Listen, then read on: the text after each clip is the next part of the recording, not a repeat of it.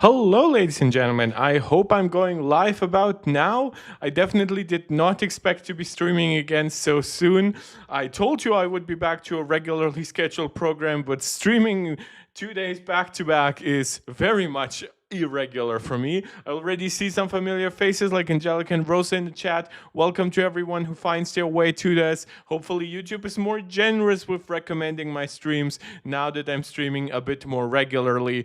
Now, just yesterday, we were talking about a major departure from Apple in the form of John G. Andrea, Apple's chef of AI, though he kind of has more like machine learning, all that jazz. Well, he is gone, or at least he will be early next spring. Well, we now have another major departure, which I know kind of is very weird talking about Apple in that way. Like, I've thus far really refused to cover like Gurman's insistence on mentioning every single AI engineer who leaves Apple, because at no point does Gurman provide context. How big is the actual team? Like, what's the replacement rate? What is the new talent coming in? So, in this case, I actually think that covering one part of the story is actually worse than not covering the story at all. I think that's actually more biased and actually more misleading. However, we do have one major development at Apple that I think is a departure that needs mentioning, that needs discussion. And to be quite honest, I think that this is a very nuanced discussion. With Giandrea, I think the writing was on the wall for quite some time. Giandrea definitely failed in the early rollout of Apple Intelligence, at least once you combine that with the marketing that Apple was pushing. Like, a lot of stuff was eventually delayed by a year or like 18 months. Who knows? If maybe there are other internal delays, it will be like a 24-month delay from Apple's initial plans. And I'm not blaming Giandrea exclusively for it, but it's definitely like at his shoes. Now, Apple has a new guy for AI. That guy is now reporting to Craig Federighi. So we now have a new head for Siri, who previously oversaw, of course, the creation of Apple Vision Pro, which you might think what you will about Apple Vision Pro is a final piece of like marketable hardware because of its $3,500 pricing, because of its relatively limited app selection. But Apple Vision Pro is Apple's most polished first generation product in existence. It beats the first generation iPhone, iPad, AirPods, even Apple Watch by far. Apple has already delivered multiple years of solid software updates. So with AI, we've talked a lot about that. Let's talk about Apple design. Obviously, just this year with iOS 26, macOS 26, all the 26s, except for, ironically, Apple Vision Pro or Vision OS, but that's a discussion for another time.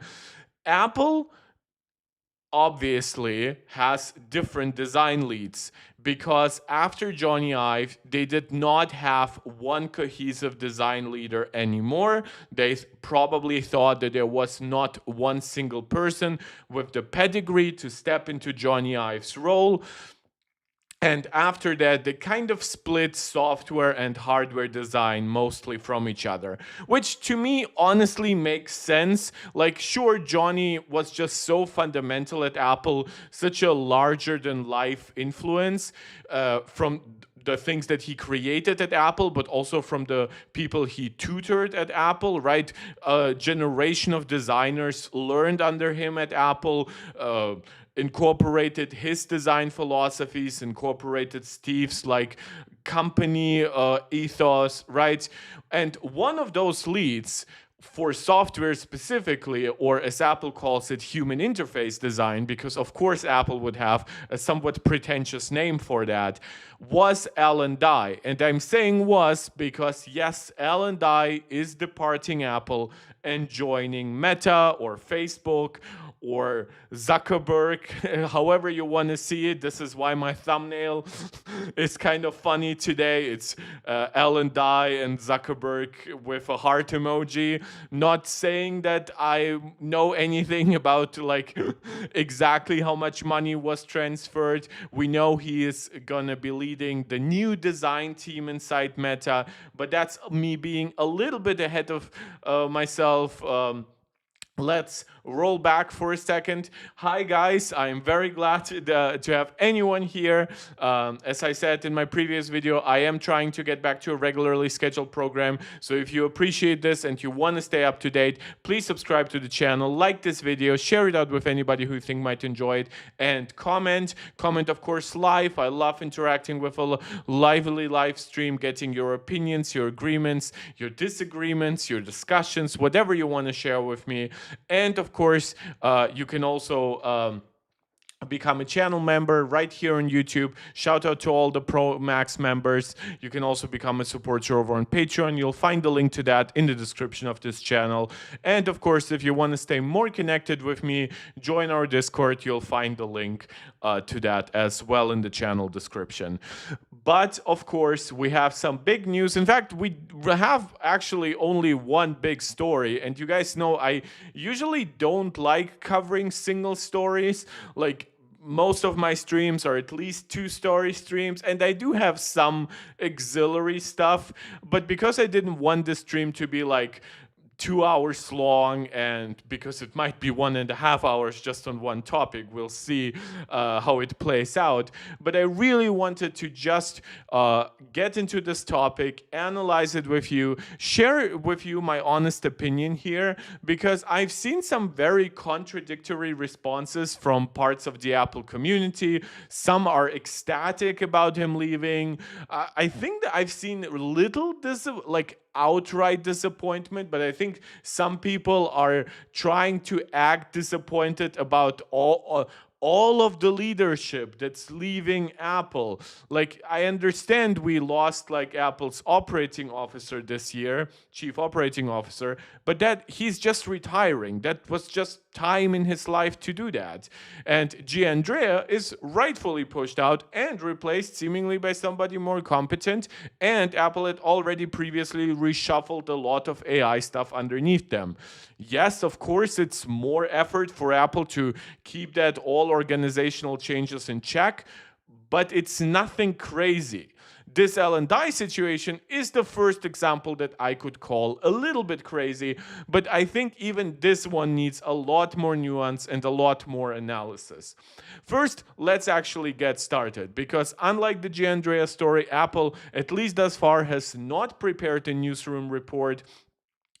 Though they did clarify that there is a successor for Ellen Dye. Obviously, we know Ellen Dye. He's been with Apple from 2006, and he's been the chief of Apple's human interface design since 2015. He has been, of course, instrumental in software design across the board, but it's also said that he was involved in the design of multiple pretty iconic Apple devices, including the iPhone X. So first and foremost, let me just say, anybody who's trying to underplay the importance of Ellen Dye inside Apple, unless you're in a discussion with somebody who says Ellen Dye was Apple's next Johnny Ive, yeah, then you can obviously counter that person and say that's not true. But if you're just saying, oh, Ellen Dye was not important at Apple, he just pushed out liquid glass and liquid glass is terrible or it's poorly received, yeah, those people are morons, and we'll get to some of those people, unfortunately, who have some influence in the broader Apple community. So Ellen Dye is definitely an important piece inside Apple. Unlike the Gianandrea situation, he's not being pushed out. This is him willingly leaving to join Meta, to join Facebook, to join Mark Zuckerberg. This is, to me, on a human level, very disappointing, because if you are like this self-absorbed grand designer, I would understand even going to Microsoft to a degree. because at least Microsoft has like a fully functional operating system that you could be working on, or Google with Android, right? And all of those companies have a lot of different apps and a lot of different user interface paradigms. The going to Meta, probably mostly for glasses stuff, is, to me, is absolutely insane. And we'll also get to Meta in general, because Meta right now, like, don't forget, why is Meta called Meta, right, and not Facebook? It's because Mark Zuckerberg was pushing the metaverse, virtual reality headsets and glasses.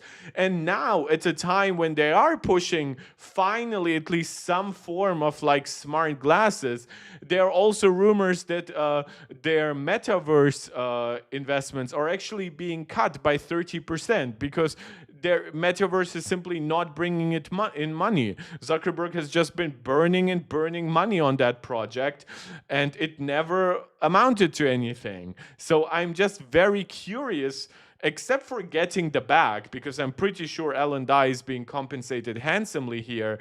I'm just wondering what exactly drove him to Meta. At this point, I'm actually quite convinced that Zuckerberg is just hiring people from Apple as part of like his own ego trip, because you must understand, Apple is a more conservative company than Facebook, OpenAI, right? All of these companies that, like, some people might say, oh, they have like this more youthful spirit. Their leaders are younger. You have Mark Zuckerberg, you have Sam Altman.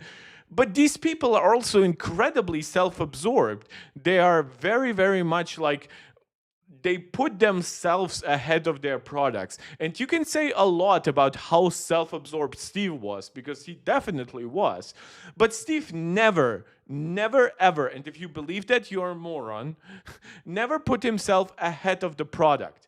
He wanted to be praised for pushing out a good product, obviously, but from everything you read in his biography and from people who have interacted with him, you'll just find that Steve was very proud of his work and the actual impact his work had on people, right? Whether it's directly like, oh, people just love it, or even like with features inside devices that, like, at this point are now saving people's lives. Obviously, that's a little bit more Tim Cook's influence, but you get what I mean.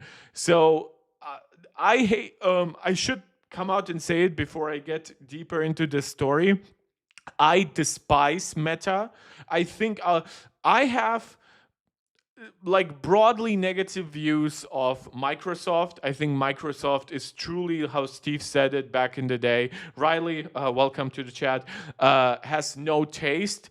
But I think Microsoft at least is continuously pushing out somewhat utilitarian products, whether it's the Windows operating system or Office. And Azure is definitely a pretty impressive service as it is. I think Google has actually been an incredibly innovative company over the years. Yes, they did buy a lot of their future success in the form of like YouTube, but they did make it what we know it today. They did not buy YouTube at the height of its powers, the way that like Facebook has been buying WhatsApp and Instagram long after all of these apps and services have been successful.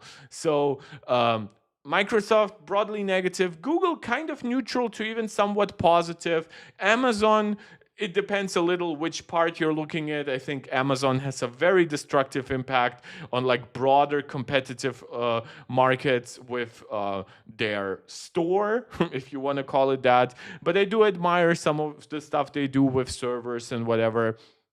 So mixed to negative more on Amazon. Obviously, you guys understand I have a pretty positive view of Apple. And Meta, just to me, is complete trash, right?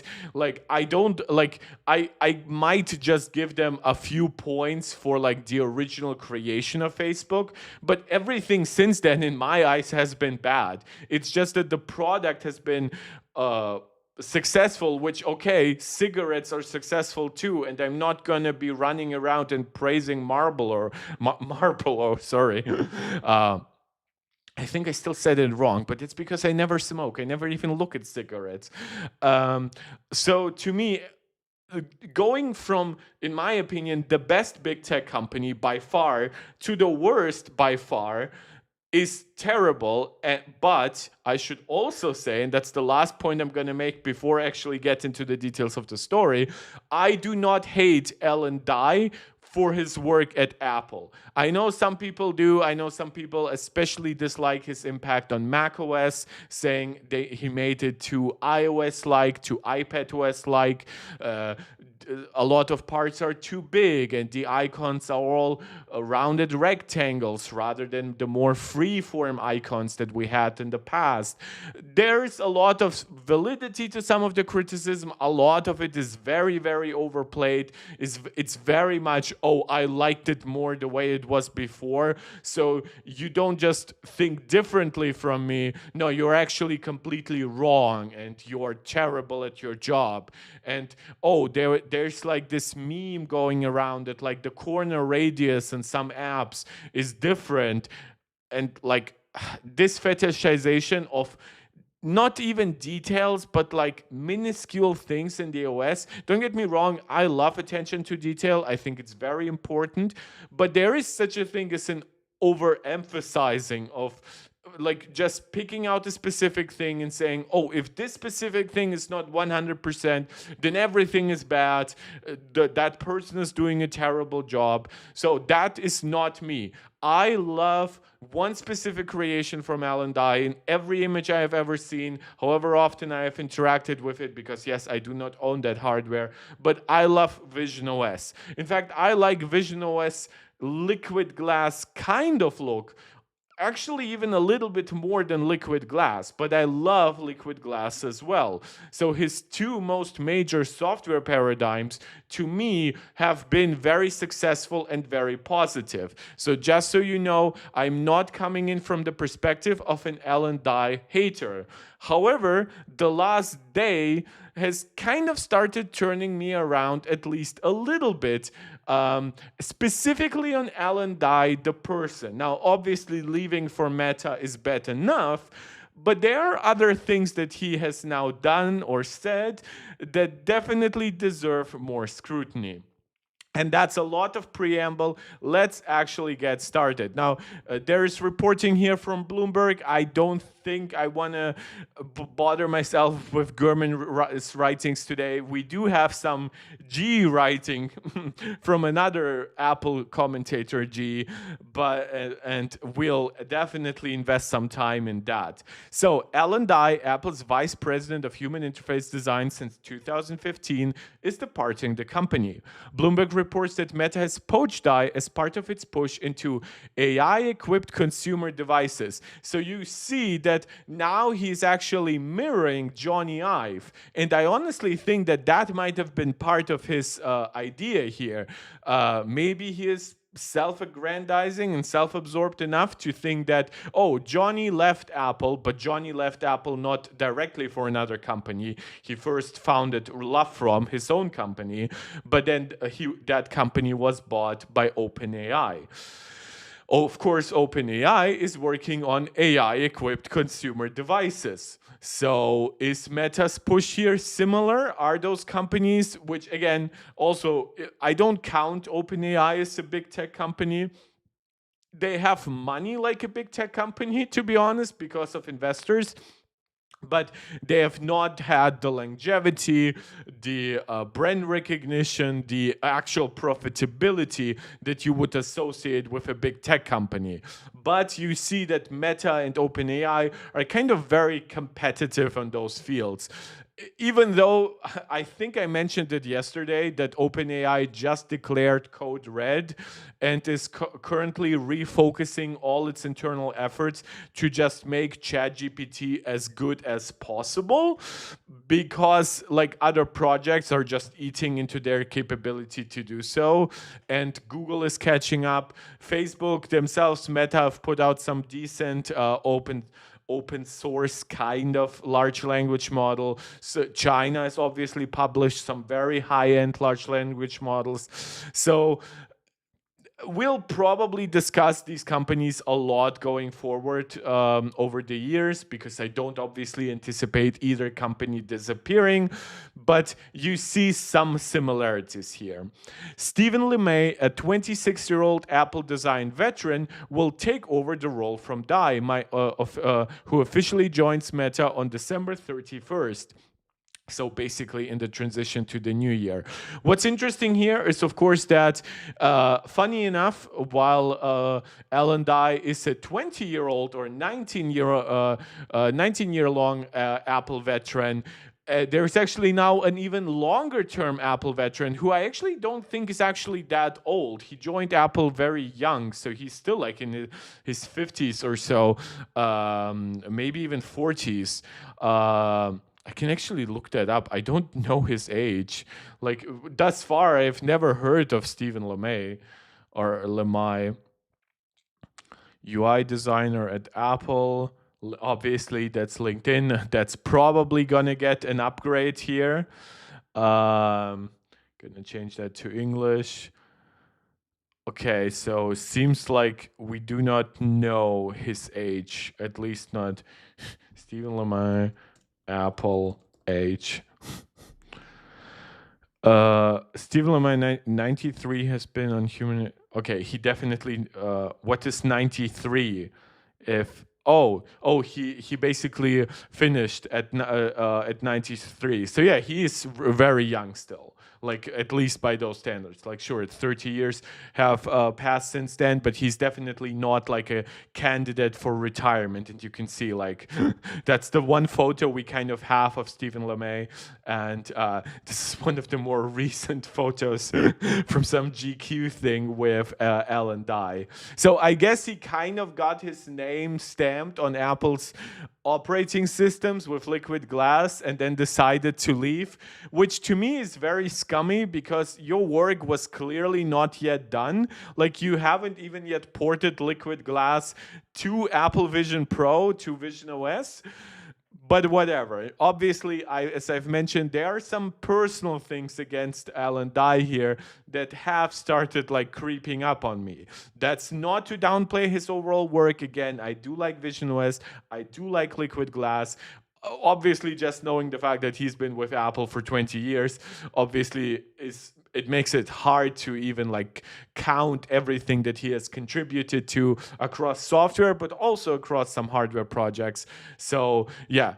Also, going back to the Gurman report, is that Gurman specifically is really trying to cover this as a poaching story, which it definitely is.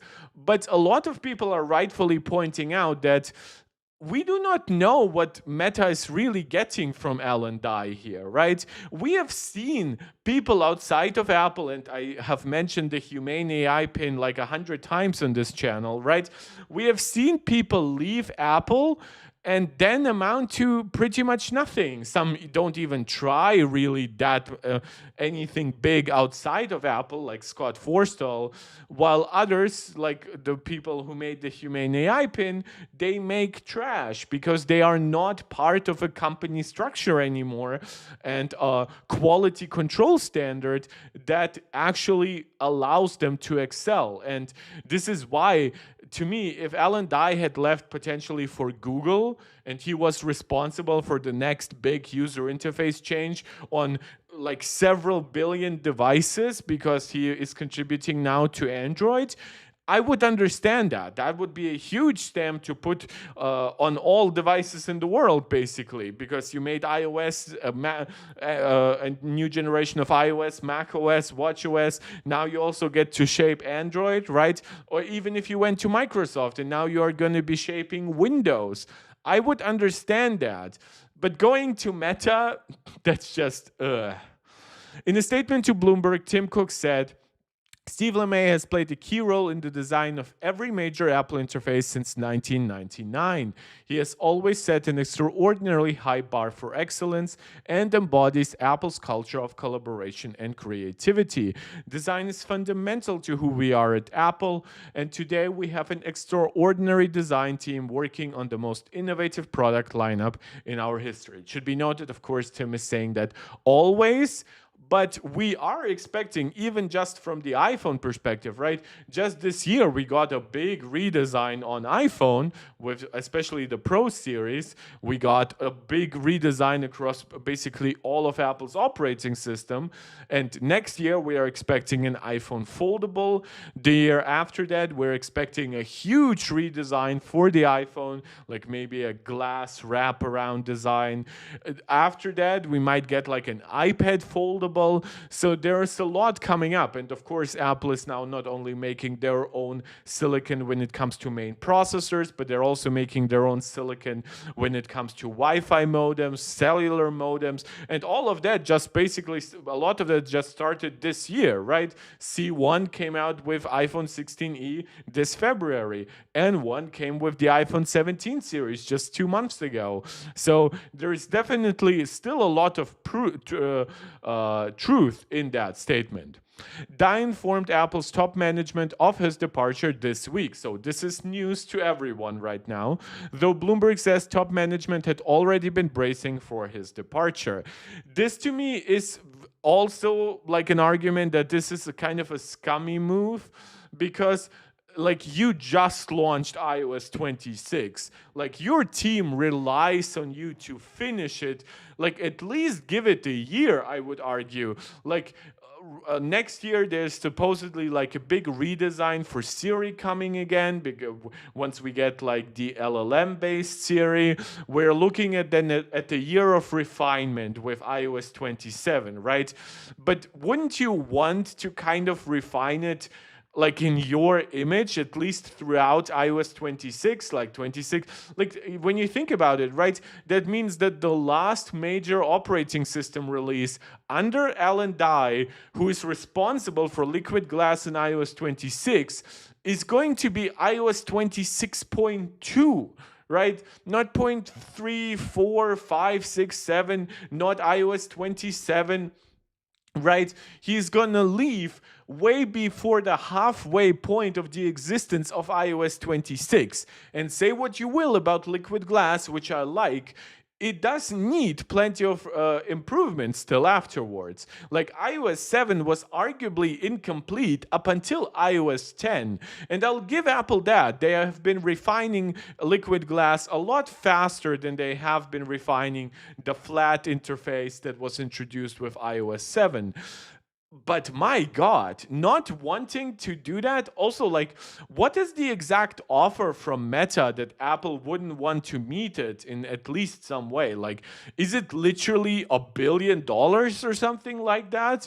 Because I'm pretty sure Apple would have paid, at least like in stocks or something like that, like tens of millions on top of his already sizable pay. Maybe even in the hundreds of millions. Like just saying, look, I have this direct offer from Meta, but I love working here. Meet them at least halfway, and I'm gonna stay. At least that's what I feel a true designer would do. And again, I do not think that Alan Dye is not a true designer at heart, but I do think he's trying to get the bag here.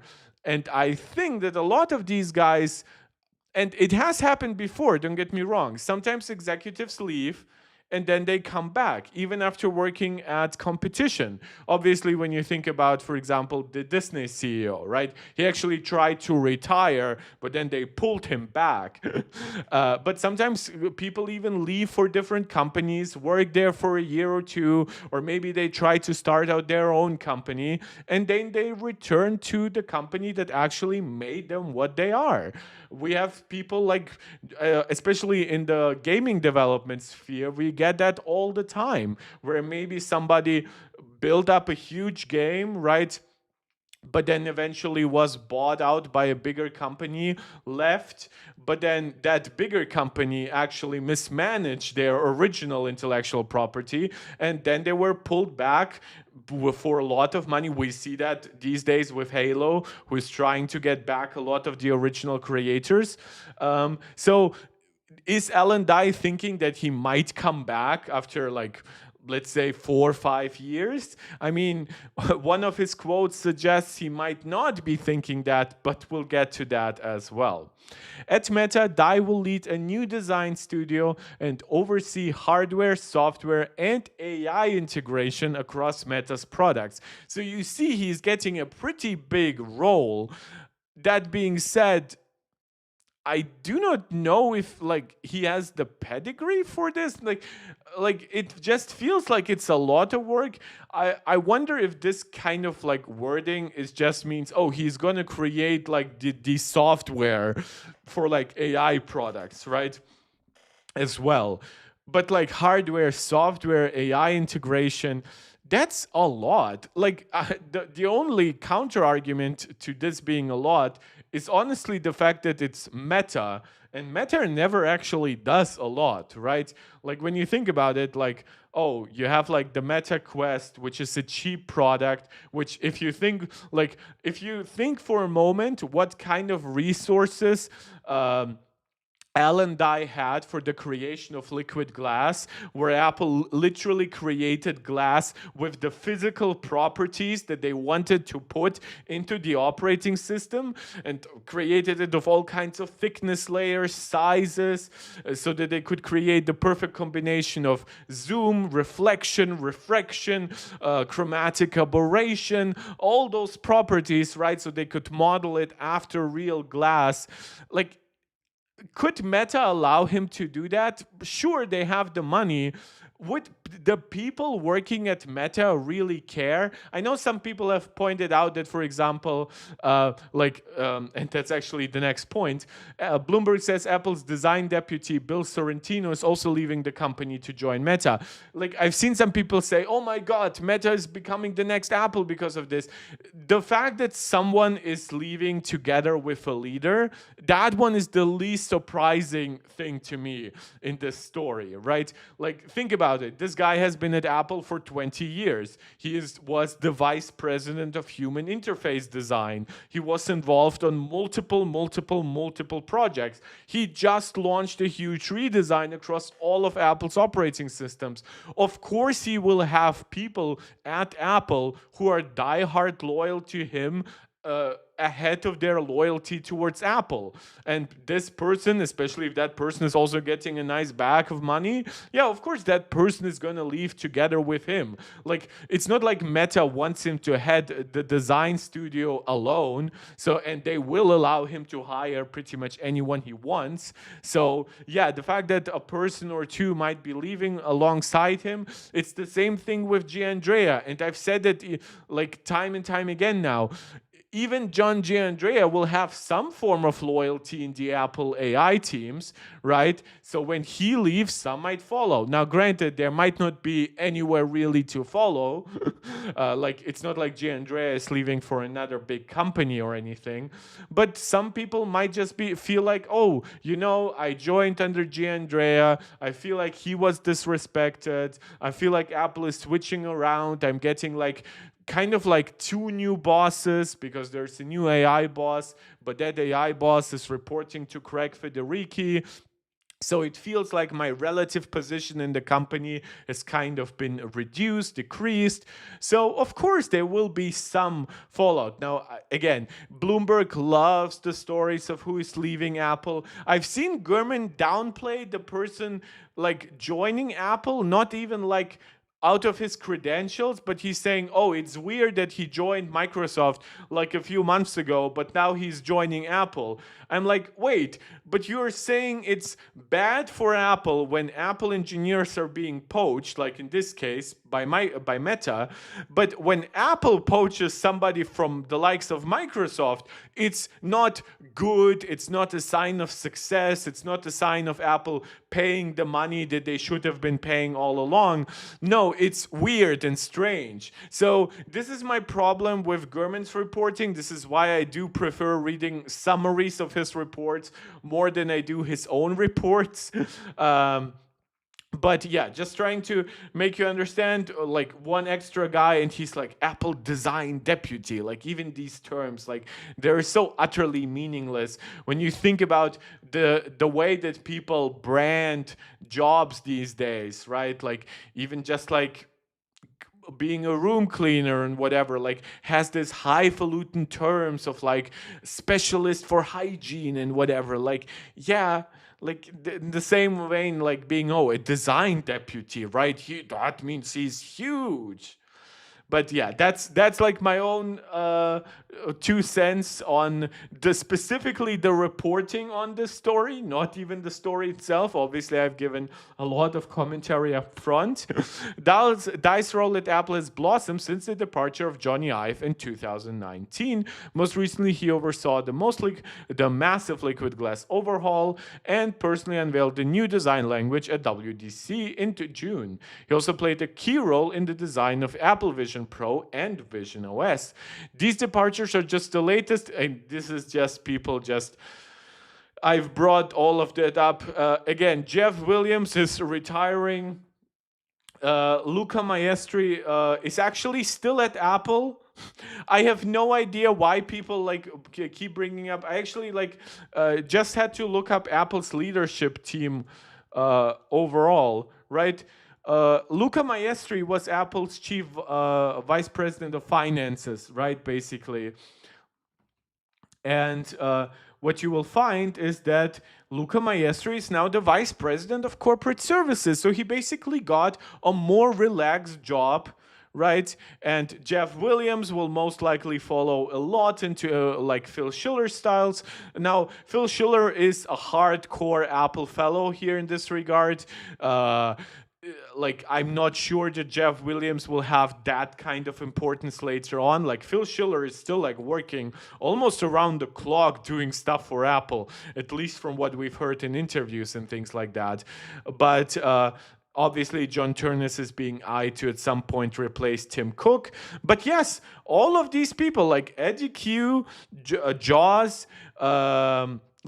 Craig at some point, they will leave because at some point there will also just be time to retire. And a lot of people just think, oh, if a company is going great, if the money keeps flowing, you're what, supposed to work indefinitely? You're not supposed to actually retire at some point and enjoy your money? Like, that's ridiculous. And yes, in the case of what happened with Gianandrea, that was different. What's happening with Alan Dye is different. I'm acknowledging that. But bringing up Jeff Williams, Luca Maestri, these departures, which are not even full departures, they are change of role in some situation, with Phil Schiller similarly, these things are not the same, right? And this is the kind of nuance that I feel, well, granted, there's only so much you obviously want to write into an article because you want to publish it quickly. You want people to react to it quickly. I'm not blaming them. Even I myself am reacting now before I have fully internalized all the details on this story. But just saying, like, Johnny Ive, like also people even bring up like Apple has also lost a trove of designers to Johnny Ive's Love From design company. But think about it. What has happened with those designers, right? What have they created at Love From? And I feel like this is what a lot of people misunderstand. Like some people just think, oh, it's brain drain, which sure, to a degree it is. But think about it. What are these people now creating at Love From? A lamp for luxury yachts? Now they're going to OpenAI to create what? Another humane AI pin?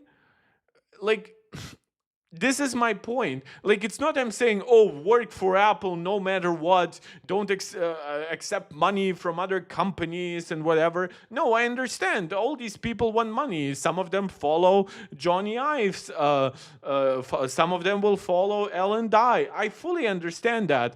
But this idea that Apple is now substantially weaker because of that, like, think about that. Designers left with Johnny Ive. Was Apple substantially weaker after Johnny Ive left? I would argue they actually fixed a lot of the late Johnny Ive era mistakes. Like, they made the devices slightly thicker, heavier, but also gave them nicer, I would argue, more ergonomic shapes over time. Like, don't get me wrong. Obviously, I have massive respect for Johnny Ive, and as I've said already multiple times, I do like Alan Dye more than many other people like Alan Dye. But Apple is not gonna crack because of this. And like, Apple today is down like 1.5% on the stock market, right? Like, Apple is often getting these kinds of dips whenever they're actually announcing a great new product because the market is crazy that way. And when you actually listen to a lot of the community, like, some are very happy to like that he's leaving. Some have not been fans of liquid glass. So at worst, you will like, broadly, you will call this like a mixed thing to happen. I think it's overall negative. I would have preferred for him to stay. Maybe another person could have been elevated, like LeMay, maybe to a co-lead role or something like that. If Alan Dye was developing maybe a few impulses similar to Johnny Ive in his late era at Apple, where everything was thinner than it really needed to be, thinner than was good for cooling, thinner than what was good for like keyboard design, all of that, thinner than what was needed for structural rigidity. Like, obviously, I do understand that there are pros and cons to all of it. With Giandrea, I basically only see pros.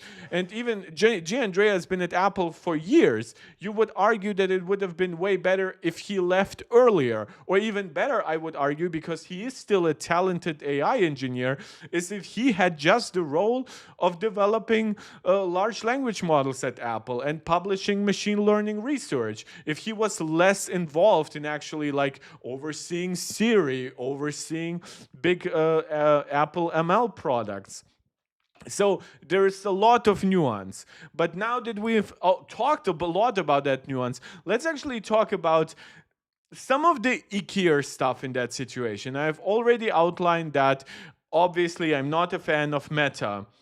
But now listen, unfortunately, what exactly is in store for Alan Dye. And if you think that any designer who's currently like joining Meta is going to be super happy in the years to come, think a little bit again, right? In the post on the social media site Threads, which, by the way, is yet another failure from Facebook, Zuckerberg said that Meta's creative studio will merge design, fashion, and technology. So I should note fashion probably because of their relation to like Ray-Ban and everything, whoever they've been working on glasses with thus far. I assume they might want a little bit of independence on that front, even though they like they've been right now even reliant on like glasses stores to sell Meta glasses. And that's thanks to their cooperation with the likes of Ray-Ban. If they now start to do their stuff completely separately from like already existing fashion brands, so will Meta now have to build more stores? Will Alan Dye get to create his own version of an Apple store, but for Meta, for a company that doesn't have a big portfolio of products? It's all very iffy. So they want to merge design, fashion, and tech while also treating intelligence as a new design material. And this is where it gets completely stupid. This is the same thing that Zuckerberg has tried to claim about virtual reality, or what he dubbed the metaverse. This idea that everything will come together under his vision. And that vision used to be the metaverse. Now it's AI products. The new studio will bring together design, fashion, and technology to define the next generation of our products and experiences. Our idea is to treat intelligence as a new design material and imagine what becomes possible when it is abundant, capable, and human-centered. So a lot of gobbledygook, but whatever. We plan to elevate design within Meta and pull together a talented group with a combination of craft, creative vision, systems thinking, and deep experience building iconic products that bridge hardware and software. At least they acknowledge that what the likes of Al and I have worked on was iconic. We are entering a new era where AI glasses and other devices will change how we connect with technology and each other. The potential is enormous, but what matters most is making these experiences feel natural and truly centered around people. Again, I have no idea what that actually means, but whatever. Like, I already hate this idea that they are putting AI ahead of the actual like hardware and software, in my opinion. Like, it depends how big they're going to make the team. Will they actually create a fully featured operating system on those glasses? What hardware will actually be good enough to run that kind of operating system? Will that operating system be as opinionated as iOS and as liquid glass as a design languages? All of that remains to be seen. With this new studio, we are focused on making every interaction thoughtful, intuitive, and built to serve people. Again, I do not mind having the likes, I don't mind these statements, but I feel like these statements usually should come like more together with at least something. It feels the same as it is right now with Johnny Ive at OpenAI, where these companies are using these Apple designers who have made a name for themselves at Apple, who like their products are still at Apple, by the way. It's not like when you like, as I mentioned with like video game studios, right? If you like buy a small video game developer and now you actually own their game, right? Like Microsoft got to own Halo even though they did not create it, right? Like Meta does not own iOS, Liquid Glass. They do not own the a Metal API necessary competence to actually make something like Liquid Glass run smoothly on limited hardware, right? They do not have the foundation when it comes to Unix development expertise, when it comes to the foundations of Mac OS and iOS and iPadOS. They do not have the hardware expertise. This is all like the fact that they're building a design studio. Maybe in a decade or so it's going to be a completely different discussion, because they will have a design studio and a chip making studio and an actual like more hardware oriented team. But right now it just seems like they're using all of this stuff as a shield to say, oh look, our AI stuff, it's more than just an LLM, it's more than just a cloud service, it's going to be its own platform, it's going to replace your smartphone, or it's going to significantly augment your smartphone. And thus far none of them have produced anything to make me believe that they could actually pull it off. There is unfortunately one big disappointing thing when it comes to L&I, and that is the way he's leaving, right? So basically he posted, and thank you to Sebastian here for reposting it. This was posted on Instagram. So using a Steve Jobs quote and the create mode typesetting, which I agree is butt ugly here. But Alan Dye basically saying, in the words of Steve Jobs, I think if you do something and it turns out pretty good, then you should go do something else wonderful. Not dwell on it for too long. Just figure out what's next. It should be noted that this quote does not mean you should be leaving necessarily the company. And it's not like Alan Dye even finished what he started right now with Liquid Glass. And even aside from Liquid Glass, he has other influences at Apple. So to me, this idea that Alan Dye is just like, oh, yeah, I did something good, now it's time to change it up and do something bad, I guess, and justifying it with a Steve Jobs quote. Again, I'm not saying he's not allowed to do that, but it is definitely pretentious. He is also, while he did join in 2006, and obviously that predates the original iPhone, the original iPad, so he did definitely work under Steve. Like, he's not like Johnny Ive in that regard, or even Scott Forstall, or at this point the likes of Craig Federighi, whatever. Like, him using Steve quotes feels a little bit yucky, especially given that he's joining a company that you just know Steve wouldn't be approving of. So this is the point at which what I mentioned before is my thoughts are starting to change. Again, not on the exact work that Alan Dye has produced for Apple. I still have respect for that.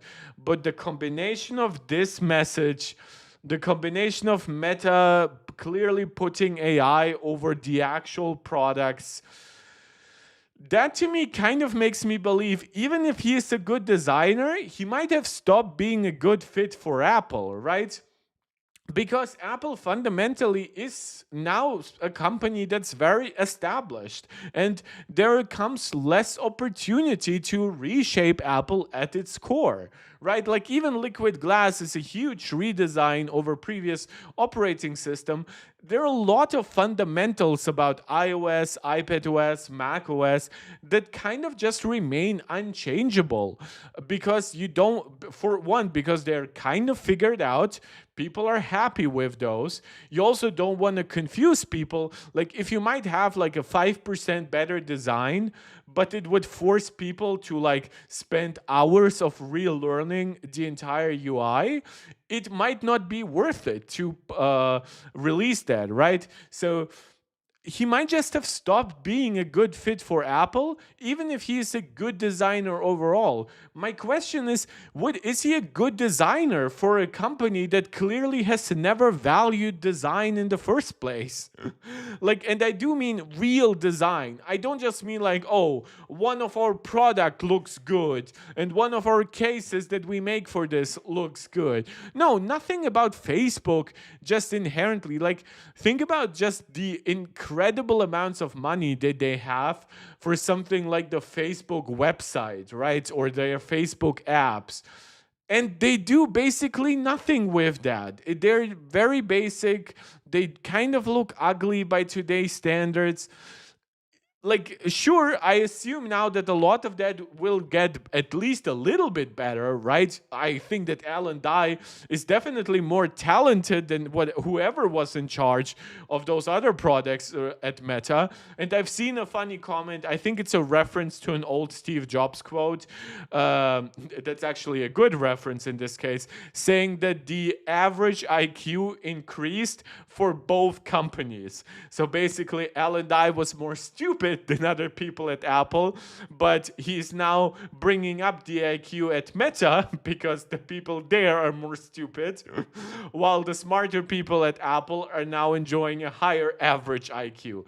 Again, this is obviously very facetious. I'm not saying this is true in any shape, but it is kind of funny. And this is, unfortunately for Alan Dye, I would have been much more in defense mode of it, of him, or even the move overall. Not necessarily defending the overall move, but I would be sitting right now and just talking about his right to do this, because obviously he has the right. I would be telling you, oh, a big company is not your friend. You're not supposed to work for them forever. If somebody else offers you a lot of money, it's fine for you to take it. Which, sure, that's still, like, at least on like a legal basis, is definitely true. But on an emotional level, it kind of starts feeling really yucky, right? This quote, even with this font, the way that Meta is talking about this project by the like focusing so much and putting AI front and center, it's ugh. But again, I do not hate Alan Dye. But you know who hates Alan Dye? Gruber. From Daring Fireball, and we'll get to Daring Fireball a little bit later on. Well, actually, you know what? I think we might actually get to this right now. This is the latest from John Gruber, he had a story before this. Um this is John Gruber reacting now to the same Instagram that I've now analyzed to death. So, and John Gruber is a lot angrier than I am, but not about his departure, but about the post and about what he has done at Apple. And a lot of the stuff here is nonsense, just as John Gruber's stuff was about like something is rotten at Cupertino. But that's how Gruber is, whatever, right? At this point, we're kind of used to it. John Gruber's influence on the broader tech community is close to zero. Like, not saying mine is anywhere is high or in any way, shape, or form, but it's kind of more funny at this point. Like, at some point I might have been afraid, oh my god, these people are so angry, they're gonna get people riled up, and they're gonna get Liquid Glass canceled. I actually like Liquid Glass. I don't think that anymore. Liquid Glass, from everything that I've heard, like with regular people, it's been received positively. uh, and I think that a lot of people are actually now kind of reacting to this extreme reaction, and they're saying, these people who are very much OGs, who are very much like, not almost like Mac first, but it kind of feels like they're Mac only Apple users. Like, sure, they have iPhones, iPads, but it feels like they just spent so much more time on their Mac than the average user, who spends way more time on their phone, way more time on their iPad. Maybe they're not representative of Apple's consumer base at all, because don't forget, the Mac is smaller than the iPad. The iPad is way smaller than the iPhone. But let's actually see what John Gruber has to say. Alan Dye comments on his career move in an Instagram story. Straight dumb quotation marks, some default Instagram typeface. That period just hanging there outside the closing quote. This is the post from the man who led Apple software design for a decade. Okay, that period, I mean, that's clearly just a misspelling, by the way. Like, clearly that period was supposed to be before the end of the quotation marks. Yeah, I know the quotation marks are strictly not necessary, because just the nature of this makes you understand that this is from Steve, right? If you just put his name underneath it, you don't necessarily need the quotation marks. That typeface is disgusting. I'm not going to disagree with that. But there is a question. I'm not even sure how active of an Instagram user he is. Maybe he was asked to do it in a Facebook thing, because I mean, if it is, Instagram is owned by Facebook, and obviously they can they might want him to post something in like a type font and whatever that's a default thing in Facebook stuff, right? I wouldn't bet on this, but this angriness by John Gruber, he is interesting. Okay, and now it gets emotional. And before that, I need to breathe in.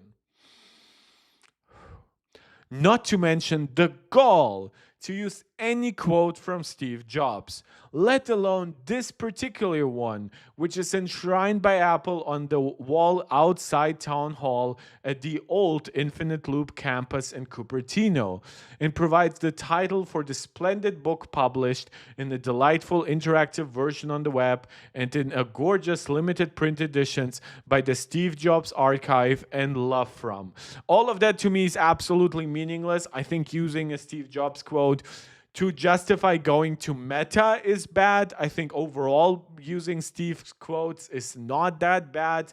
The fact that this quote has been used by other people and immortalized in some other ways, to me, is absolutely meaningless. I do not romanticize this stuff as much. Maybe that will come with age, when I get more nostalgic or whatever, but this to me is meaningless gobbledygook.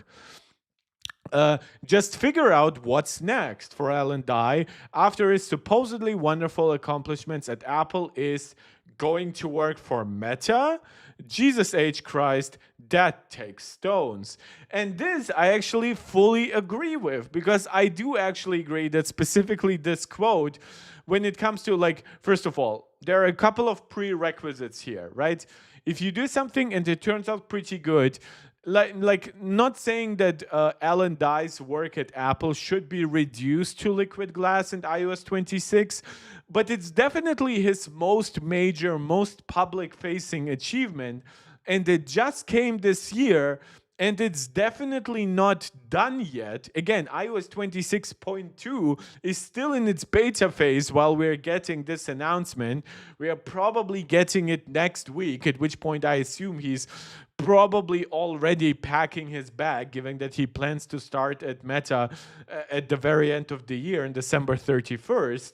So, and just figure out what's next. This I also agree with, is like, what's next shouldn't be worse. Now, it can be more challenging. Again, if he went to Google and he tried to redesign all of Android, that would be, technically, he would be working with a lesser design team there, but he would be working on a big project, right? Or redesigning Windows or something like that, right?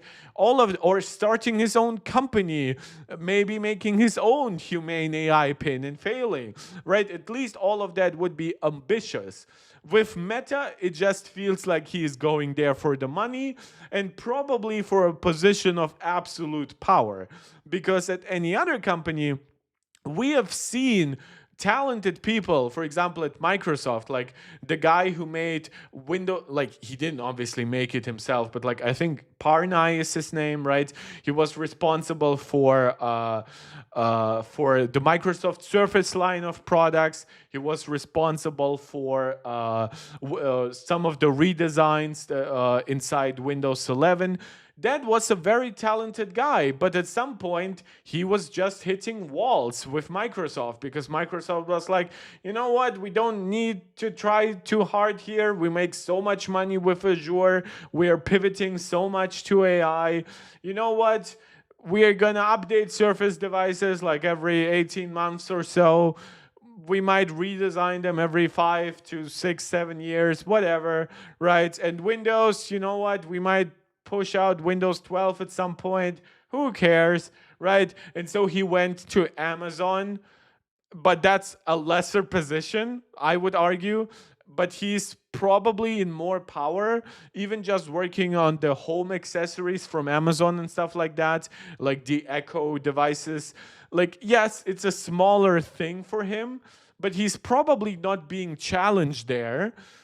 And Alan Dye is probably going to Meta because he's not going to be challenged by Apple's quality standards, by other designers who've also come up under Johnny Ive, who have also adhered to Apple's company ethos, right? At Meta, he will be just given basically carte blanche.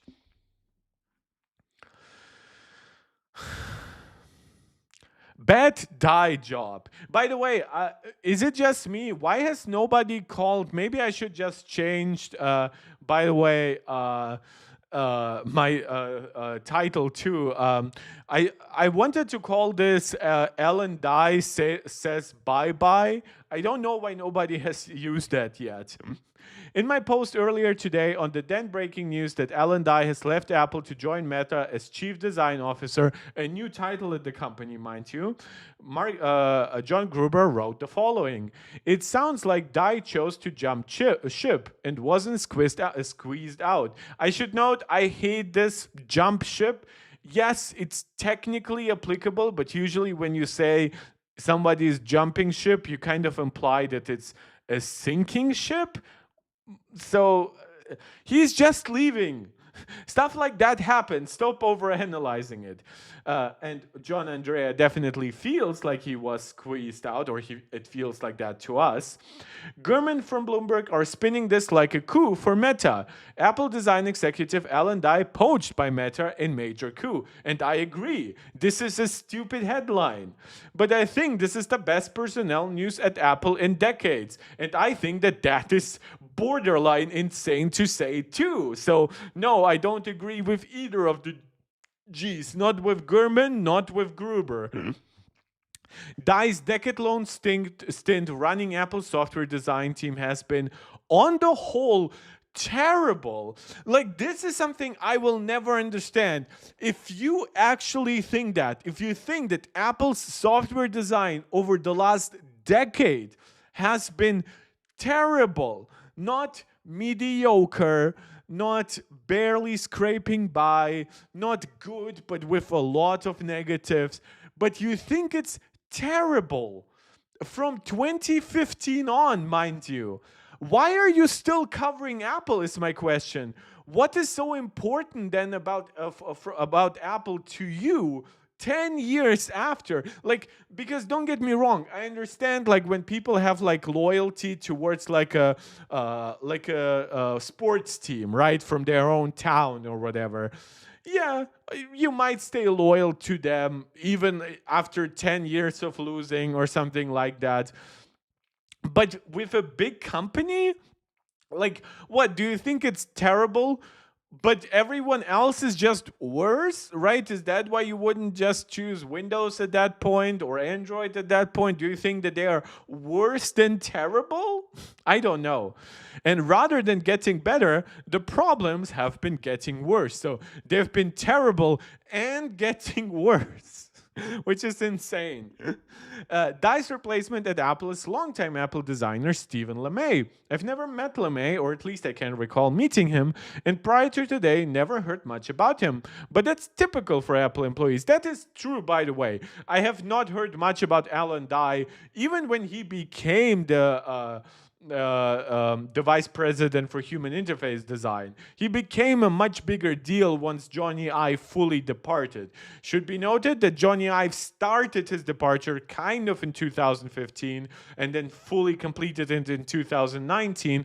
There is a lot of reporting that Johnny Ives, especially the last year and kind of the last 2 years before he left, so that's from 2017 to 2019, he kind of, like, he was still involved in very specific, more ambitious projects, but he was not as hands-on as he was before. He was very much reliant on the people he tutored, the likes of Alan Dye. I forget who the person is who's responsible for Apple's hardware designs, right? But these are the people who did most of the work, starting in 2015, getting more intense in 2017, fully taking over in 2019. So it's the same thing with LeMay. We don't know yet how important he was prior at Apple, but that's because we don't know much about Apple's internal goings on in general when it comes to like specific employees.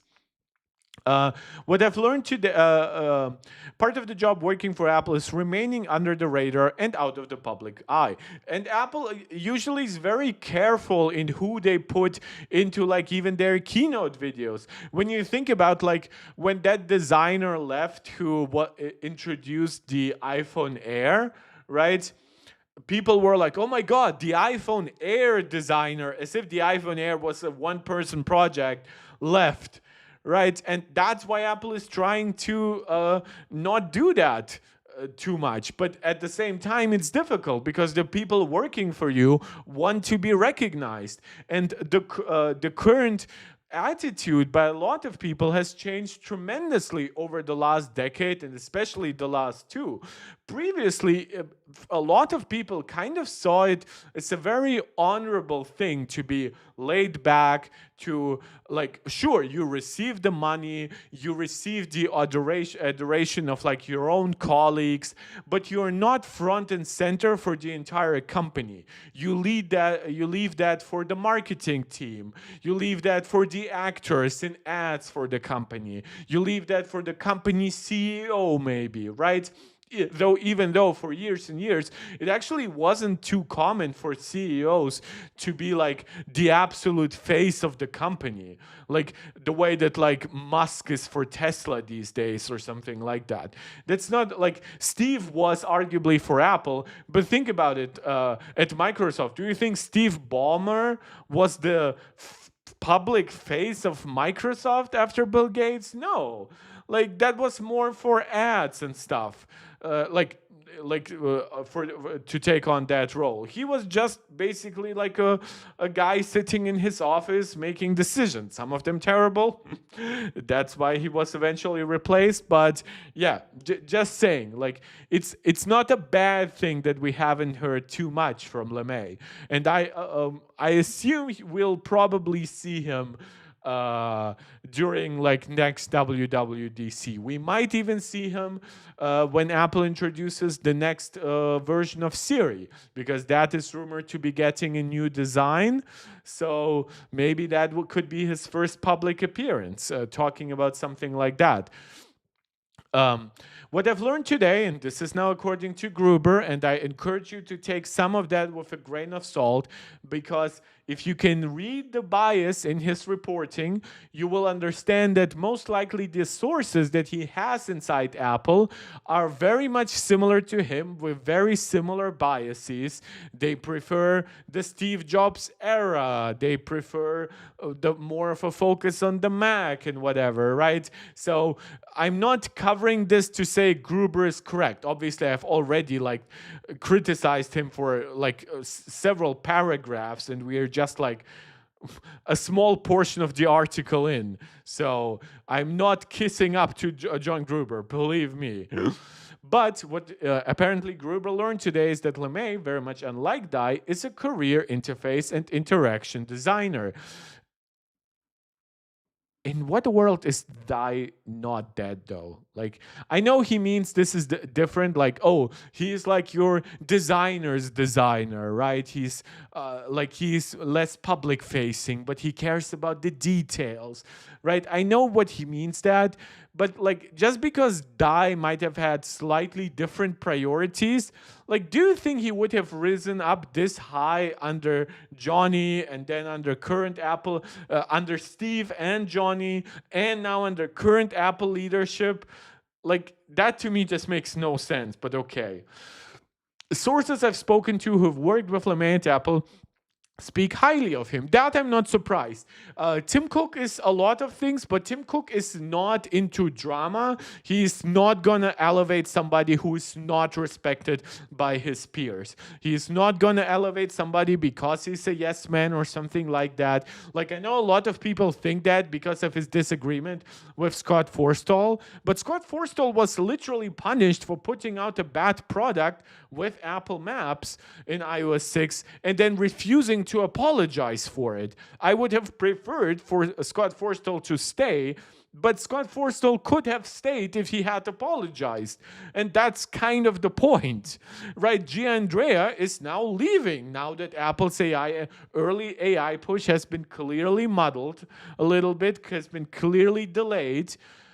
And yes, it's not a super public-facing thing, but that's because Apple is now running a lot better than it was right after Steve's death. There was a lot more infighting. There was a lot more power grabbing back then.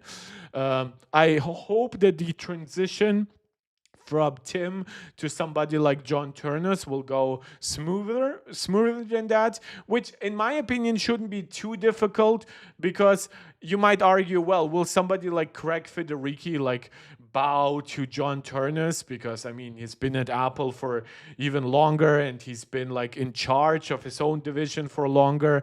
But the question is, from everything we've heard, is that somebody like Eddie Q and Craig, they're not even looking into becoming CEO necessarily. So I don't necessarily think we'll get the same kind of issues. While Scott Forstall, he didn't even clash, I would argue, that much with Tim Cook. I would argue he clashed a lot with Johnny Ive after Steve departed, because Scott Forstall saw himself very much as the continuation of Steve. Johnny kind of always saw himself as as important as Steve at Apple, to say the least. Uh, so there was clashing there, and there was a reason why just after Scott Forstall departed, Apple redesigned the entire operating system in 9 months. Johnny Ive took over, at least the software design, obviously not programming itself. So yes, there, like, this idea that Apple right now is in an unprecedented position of instability because a few people left here and there, and because a few more people are being poached because of the AI era. Like, these people, anybody who's reporting this has clearly forgotten how turbulent the post Steve Jobs era was. Um, so they speak highly of him, particularly his attention to detail and craftsmanship. Again, nothing that that Alan Dye has produced leads me to believe that he has no attention to detail and no love for craftsmanship. But I am very much convinced that this is something that John Gruber believes, which is kind of sad. He's saying those things have been sorely lacking in the Dye era. Not everyone loves everything LeMay has worked on, but nobody bats 1,000 or 1-0. What's the correct one? I know, like, basically a perfect betting score, right? And designers love to critique each other's works. That's correct. This is why at some point when somebody like, and now we're not talking about designers but engineers, but when somebody like Scott Forstall refuses to accept responsibility and refuses to accept valid critique, that person goes. Also, like, don't forget, like, the people behind the original iPod left and whatever, and the vice president of hardware responsible for the original iPhone and the original iPad left. He retired, like, and he was actually, I believe, brought back for a short time when there was some upheaval inside Apple. But, like, yeah, Apple has had numerous changes over the years. Like, Apple will never stay stagnant because, oh, it's all the same people, it's all the exact same approach. That would be boring, and that would be wrong too. Like, we don't want Apple to change just for change's sake, but we don't want Apple to become stagnant either. I've chatted with people with criticism of specific things LeMay has worked on or led at Apple. Examples are aspects of iPadOS multitasking that struck many of us as deliberately limiting rather than empowering. I don't understand what this means. Like, if LeMay is a human interface designer, like this would not be a decision that LeMay could make, in my opinion. This would be a decision specifically by Alan Dye, but more specifically, I would even argue from Craig, because Craig is the actual head of the software design here. And by software, I actually mean the underlying code. These people, LeMay, Dye, Johnny, they can make it, the operating system, look however they want, or at least try. But he will, like, they are not designing iPadOS multitasking. Like, sure, they might make like the gestures for it or whatever, but if Craig comes along and says, look, I want to give the iPad full 16:9 and 21:9 and 120 hertz output to an external monitor, and you can put all apps on there, and we're just using the macOS framework, make it work inside iPadOS, these people would just do that, right? Yes, there might have been internal, like, debates about it, but this idea, like, that LeMay might be responsible for limiting aspects of iPadOS multitasking, I kind of don't believe that, to be quite honest. But everyone I've spoken to is happy, if not downright giddy, and that's the reporting that 9to5Mac is summarizing here. At the news that LeMay is replacing Dye. LeMay is a well-liked personally and deeply respected talent-wise. This is interesting because I do not care respected talent-wise. I highly, highly doubt that Dye was disrespected for talent reasons. I wonder what his personality was, though, and if his talent stood in a good like ratio to his personality, right? Because you can be a little bit of an asshole like Steve was, but you can make up for that with incredible understanding of consumer behavior, creating a strong team around yourself. And actually delivering good results, right? Similar things with Johnny I for a while, similar things with Scott Forstall, right? I wonder if Alan Dye might have been seen as talented, but not talented enough to be quite a Johnny Ive level, like self-absorbed, but I don't know. Said one source in a position to know the choices, I don't think there was a better choice than LeMay. I should note that this is actually, and to anybody who's been criticizing Tim so much over the last couple of years, this to me suggests that Tim still works really hard and really understands his company and is clearly elevating people that need to be elevated. So at least in that regard, I don't think you can really criticize him. The sentiment within the ranks at Apple is that today's news is almost too good to be true. I would love to know with how many people he talked about. People had given up hope that Dye would ever get squeezed out. I doubt he would have. That I actually agree. And no one expected that he'd just up and leave on his own. If you care about design there, and I agree actually here, I hope that this is also coming from the actual Apple designers. But if Gruber is saying that from his own heart, then I agree here with him wholeheartedly. At least when it comes to big tech, I would add here. If you care about the design, there's nowhere to go but down after leaving Apple. What people overlooked is the obvious. Alan Dye doesn't actually care about design. And I think he does, but I think he ultimately cares more about his own design, right? He cares that whatever he creates is seen as his achievement. And I think that that's what he is trying to do at Meta. This big thing of like, oh, I'm being poached from Apple. Oh, I'm getting probably like $1 billion on hand. And oh, I'm getting my own team. And look, they're writing articles about me now. And right after I made liquid glass. And some people like Gruber hated liquid glass. So fuck them. I'm leaving Apple. That I actually would agree is probably this idea that Dye doesn't actually care about design in general is a stupid statement. And it's the kind of statement that made me lose all respect for Gruber a while ago. Again, with that article, like something is rotten over at Cupertino, but whatever. What I struggled with in the wake of today's news is how to square the following contradiction. Dye apparently left for Meta on his own. He wasn't squeezed out. Apple replacing Dye with LeMay seemingly signals a significant shift in direction. No, it doesn't. Like, Apple doing this out of necessity is not a significant shift, but whatever. Replacing a guy whose approach was almost entirely superficial and visual with a guy who spent his entire career sweating actual interaction details. Whatever. I think these like does Gruber not understand that like how much of like interaction also depends on like the likes of what Craig's team is doing, but whatever. Like it's very self-absorbed too. All of these people are incredibly self-absorbed. Mark Zuckerberg is, Alan Dye is, John Gruber is, and I just hate like commenting on their stuff here. If Apple's senior leadership would have been happy to have Dye remain as leader of Apple's software design teams, why didn't they replace him with a Dye acolyte? The question is, was there a Dye acolyte to begin with? Right? Like Johnny Ive wasn't replaced by somebody exactly like Johnny Ive. They didn't even like replace the exact position that Johnny Ive used to cover. So this seems to be more part for the course for Apple to sometimes like put on like a slightly new direction at all, but whatever.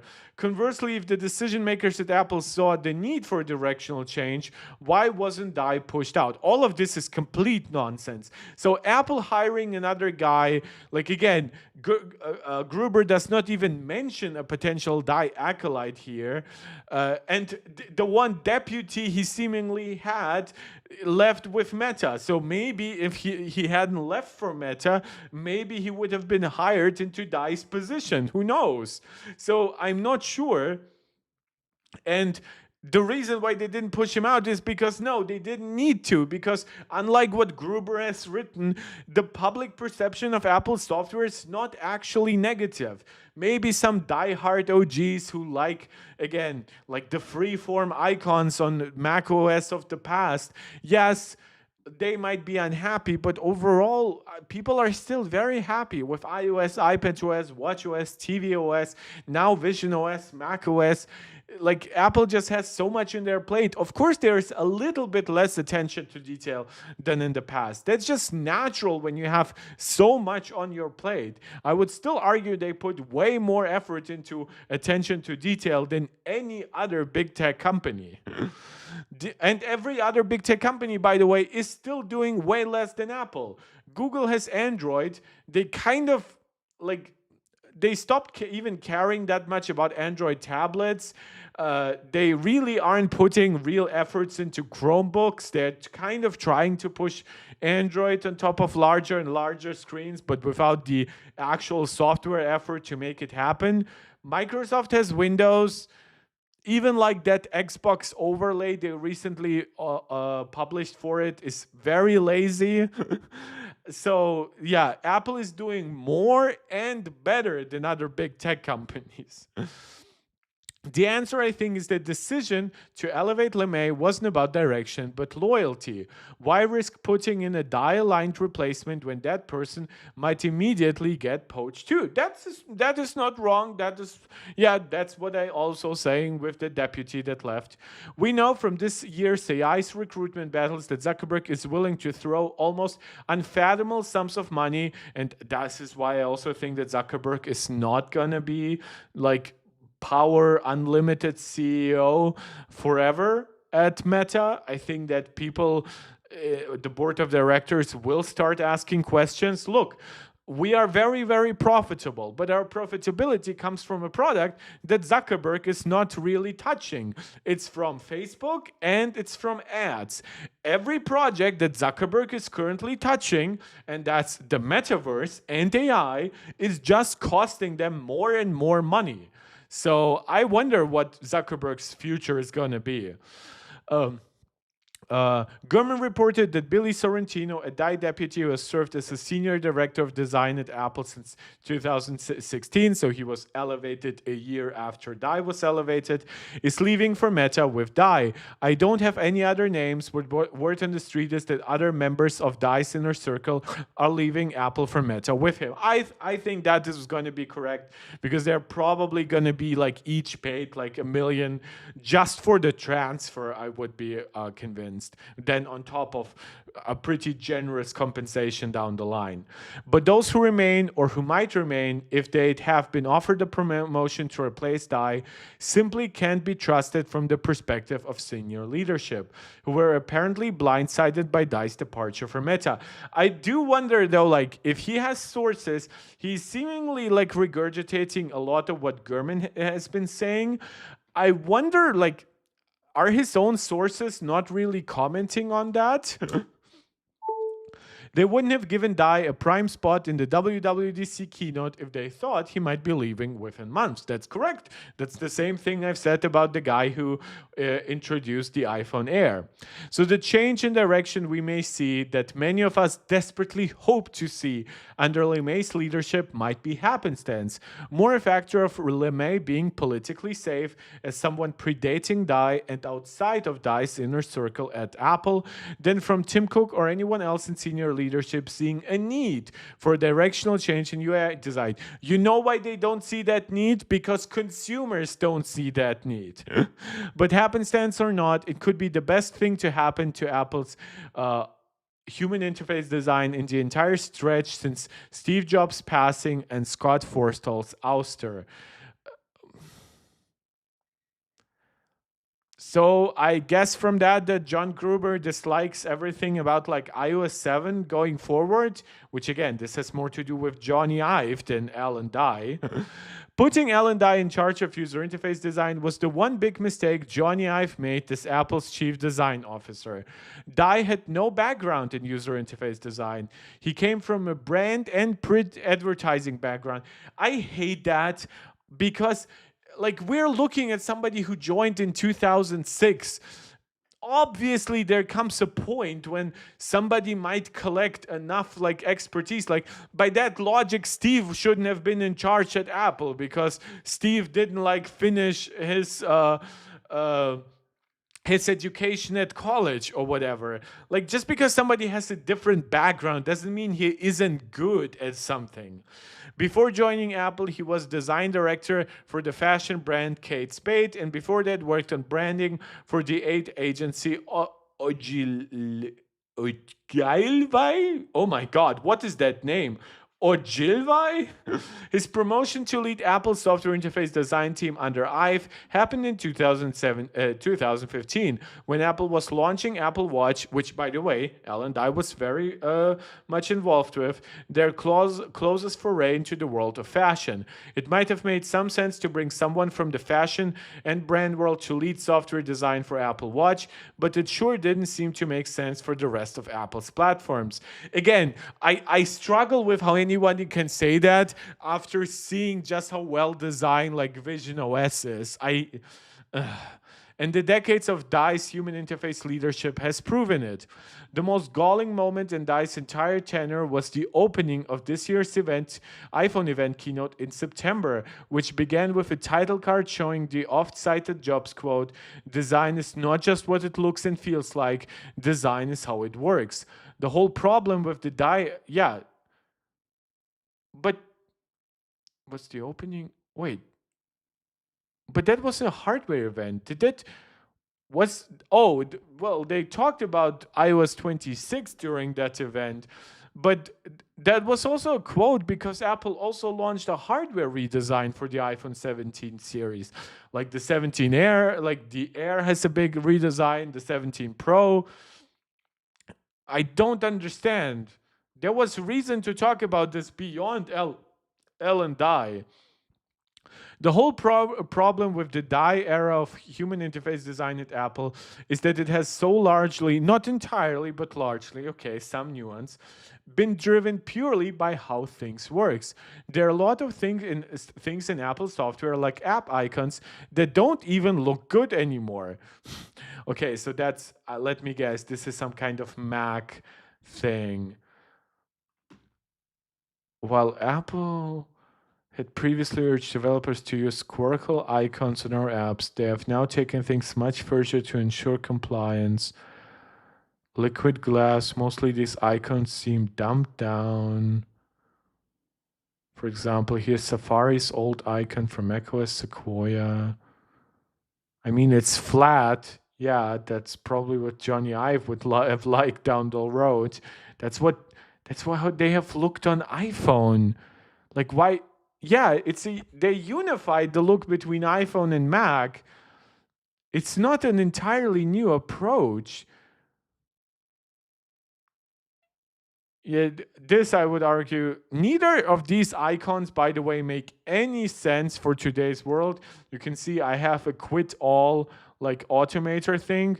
Why? Oh, I think mine might have even predated the final update for that. I think only if I recreate this like as a shortcut will I actually get the new automator icon. Show me the person who thinks the new macOS 26 Tahoe Edge Automator icon is better than the macOS 15 Sequoia one, or even just believes that the Tahoe icon is acceptable. Of course it's acceptable. What are you talking about? Of course it's acceptable. And I'll show you a hack who never should have even gotten a job working at Apple. Oh my God. Gruber. But it's the how it works part that has gone so horribly off the rails.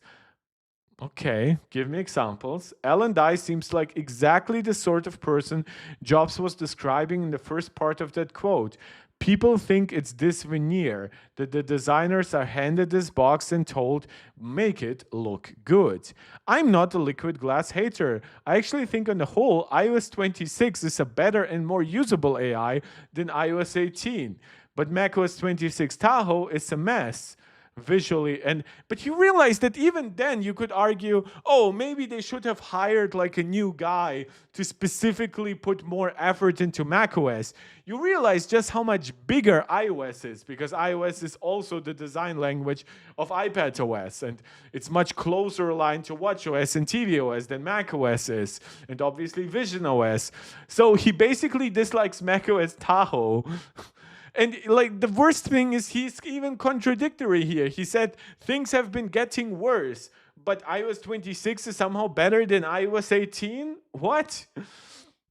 And I'm not sure there's a single thing about its AI that it's better than macOS 15 Sequoia. There are new software features in Tahoe that are excellent and serve as legitimate enticements to upgrade. But I'm talking about the user interface, which is funny because you just said that, for example, for what was his name? LeMay, that LeMay might have been responsible for limiting aspects of iPadOS, which are not human interface design. This is very much software. But somehow you're now saying, like, Alan Dye should be seen as completely separate from Craig Federighi's teams. It's a little bit contradictory. This actually makes sense, right? The way he separates that. But the way he talked about LeMay was a little bit weird. I think the fact that liquid glass is worse on macOS than it is on iOS is not just a factor of iOS being Apple's most popular, profitable, and important platform, and thus garnering more of Apple's internal attention. I think it's also about the fact that the Mac interface with multiple windows, bigger displays, and more complexity demands more nuance, more expert interaction, design skills. It definitely requires different design skills. That I could agree with. More expert? No, that definitely is not true in my opinion. Guys, let me briefly see if the stream is working all right. Yep, seems good. Things like depth, layering, and unambiguous indication of input focus are important aspects of any platform, but they are more in platform on the platform which, by design, shoulders more complexity. Again, like complexity, yes, but macOS has also ways to deal with that complexity. Part of that comes from using bigger screens. Part of that comes from using like an indirect input system like keyboard and mouse rather than relying on direct touch input. Like Mac is more complex in a way, yes, but it also is suited for more complexity. And none of that was destroyed to me with Tahoe. Back in 2010, predicting a bright future for the Mac at a time when many pundits were thinking Apple would soon put the entire platform out to pasture, I wrote, "It's the heaviness of the Mac that allows iOS to remain light." And that is still correct. That remains as true today as it was 15 years ago. But liquid glass, especially as expressed on macOS, which is at this point is very subtle, a lot of it has been toned down, is a lightweight, poorly considered design system at its whole, and that its conceptual thinness is not sufficient to properly allow the Mac to carry the weight it needs to bear. This is just nonsensical, too deep analysis of his own metaphor. Perhaps more tellingly, there should have been no need for the clear-tinted liquid glass preference setting that Apple added in the 26.1 OS releases. Alan Dye wasn't fired by all accounts, but that preference setting was as good a sign as any that he should have been. Giving people options is reason to fire people. Good. Awesome. Jesus Christ, these people are so internally inconsistent. And it's very much a sign that inside Apple, there is strong enough contingent of people who prioritize how things work. Wait, but half the internet told me that this actually is not because of Apple's efforts, but it's because of Twitter backlash. And it's actually a sign of weakness for Apple to offer this. Like, whether you can read text against the background of an alert, which to me was actually worse on previous versions. macOS Tahoe actually fixed that to me. Open link in your private tab. What example is this? What? I don't know how they took the screenshot. I could read that fine, and I'm actually a little bit colorblind. I don't know if they brought up the brightness here a little bit, but yes, I could read that perfectly fine in the event. Oh my God, these people are so fucking dishonest. It's the same bullshit as with the corner radius discussion. This is why I find it so hard to align myself with anyone here. It's because they have beliefs, some of them which I share, some of which I don't, but that's fine. To me, the issue is that some of these beliefs are inconsistent and a lot of them are built on dishonesty. To get a setting like this shipped outside the accessibility, okay, so he's basically saying this option could be an accessibility option, but Apple basically put it front and center in like the display and brightness portion because internally people were disagreeing with Alan Dye's approach. It remains worrisome that Apple needed to lock into Dye leaving the company. Oh God. But fortune favors the prepared, and Apple remains prepared by having an inordinate number of long-time talented hardware interface designers at the company. Oh, Koininguru, I'll just call you Drama Llama. I will not update to iOS 26 until they remove the liquid glass mistake. They will never do that, my brother. Like, liquid glass is not a mistake. It's a beautiful user interface.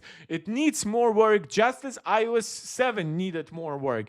iOS 7 was not complete up until iOS 10. And people for years were still complaining that, oh, the attention to detail with the skeuomorphic design was gone. That the flat interface was actually boring and uninspired. That the transparency on the keyboard was too high and actually downgraded legibility, that even the control center, the transparency inside it was eating up too much of system resources. So iOS 7 was running poorly on on older hardware, and even on newer hardware, it was eating into battery life. Notice a pattern? It's the exact same complaints that we got with liquid glass. And actually, with regular people, I have not heard those complaints with liquid glass. I remember everyone talking about iOS 7's redesign, even back in school, and complaining, because yes, I'm old that way, and complaining that like, oh my God, it looks bad, my phone runs poorly. None of my friends with iPads and iPhones have come to me and told me, oh, my device is ruined. My mom,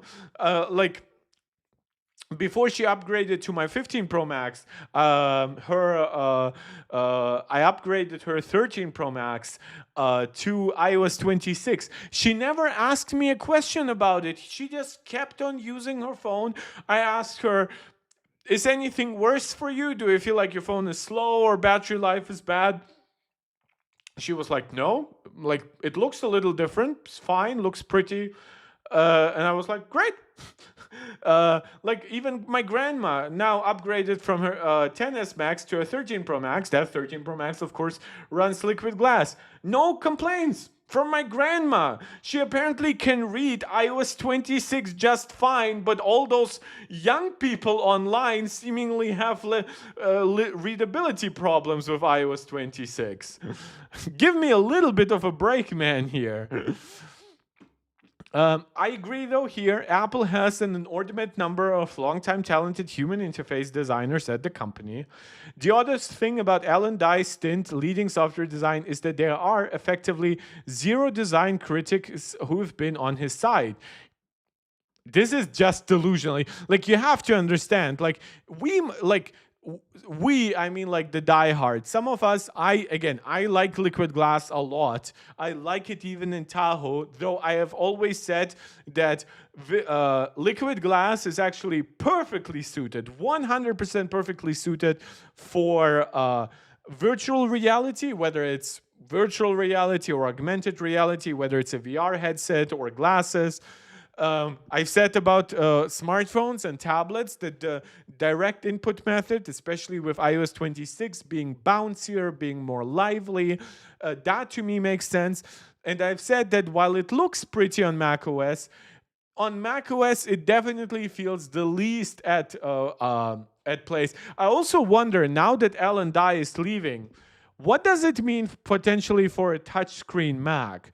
Because I could see Alan Dye pushing for a touchscreen Mac, saying, "Oh, that's my ultimate vision for something like liquid glass." I wonder if somebody like LeMay will just say, "You know what? We are still designing macOS for the diehards. It's designed for mouse and keyboard input. We don't need a touchscreen." And Tim Cook will probably be grateful for not having to increase build costs on new MacBook Pros, but we'll have to see. The debate regarding Apple's software design over the last decade isn't between those on Dye's side and those against.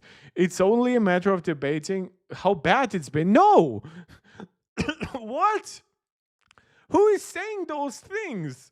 Like, I have so many friends who, like, even when they use like an Android phone, but they have iPads and they have Macs, right? Usually iPhones are just so much more expensive than the phones they're willing to buy. And just in the tablet space, there's very little competition. And they like to use apps like Pixelmator, which are exclusive to iPads. And they get Macs because they just hear of their reliability. And once they get a little bit of money, they start working. They just prefer to spend that money this way. Seemingly, they don't have that same belief about Android versus iOS as they have about Windows versus macOS. And none of them have ever come to me and said, "Oh, this design is bad." All of them have told to me, like, even iPad versus like an Android phone, they've all told me, "Oh, yeah, but iOS is just prettier, right? It's definitely more pleasing to the eye." Anybody who is using a Mac has always said to me, "Oh, but like when it comes to cohesiveness of design versus Windows, it's just light years ahead." Windows has like some icons going back to like Windows 98 back in some systems stuff. So no, the debate has not been that how bad it's been and how far it's fallen from its previous remarkable heights. It's rather extraordinary in today's hyper-partisan world that there is nearly universal agreement amongst actual, oh, excuse me, it's actual this is a logical fallacy. This is an oh my god, how could I forget what it's called?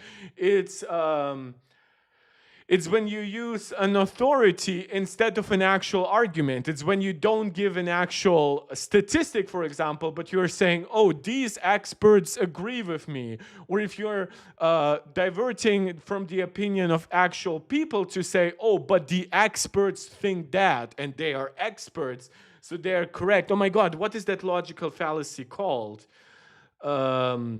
Oh, it's an appeal to authority. It's an appeal to authority. Oh, how could I forget that? Jesus, my brain must be really fried. But no, the way he's using this, saying this, is just completely misleading. Jesus. That there's nearly universal agreement amongst actual practitioners of UI design that Alan Dye is a fraud. Not only that they dislike somebody, but that he is a fucking fraud who led the company deeply astray. It was a big problem inside the company too. I'm aware of dozens of designers who've left Apple out of frustration, out of the company's direction, to work at places like LaFrom, OpenAI. By the way, that's the same thing. And their secretive joint venture IO. What is that?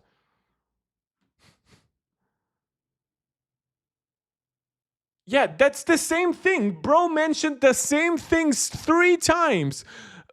like the people joining OpenAI are coming from love from, which all left either right away with Johnny or a short time after. Maybe some have joined OpenAI more directly, but it's because Johnny is now working with with OpenAI. Bro really had the gall to mention basically the same company 3 times to make his point. You know me.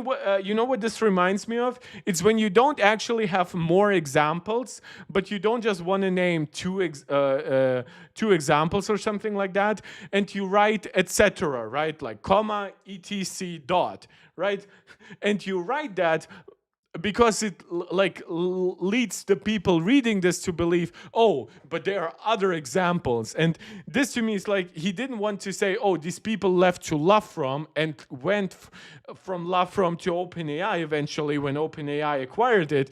And internally, OpenAI created a venture called IO for new products that the former people from Love From are going to be working on. He mentioned them as separate instances. Also, by the way, he's saying that it's out of frustration over the company's direction. Is it really that hard to believe that these people just wanted to work for Johnny? Like, by the way, do you really believe these people left Apple, where they can work on iOS, iPadOS, macOS, tvOS, watchOS, visionOS, hardware even, right? If you're a good designer at Apple, you have a pretty direct path. You can switch from the human interface team to the hardware design team if you have the pedigree for it, of course, not just willy-nilly. You'll have to prove yourself. But no, these people joined to work with Johnny. Yeah, the same way that this deputy guy is going together with Alan Dye to Meta. It's not that unheard of. I'm not sure there are any interaction designers at I/O who aren't ex-Apple.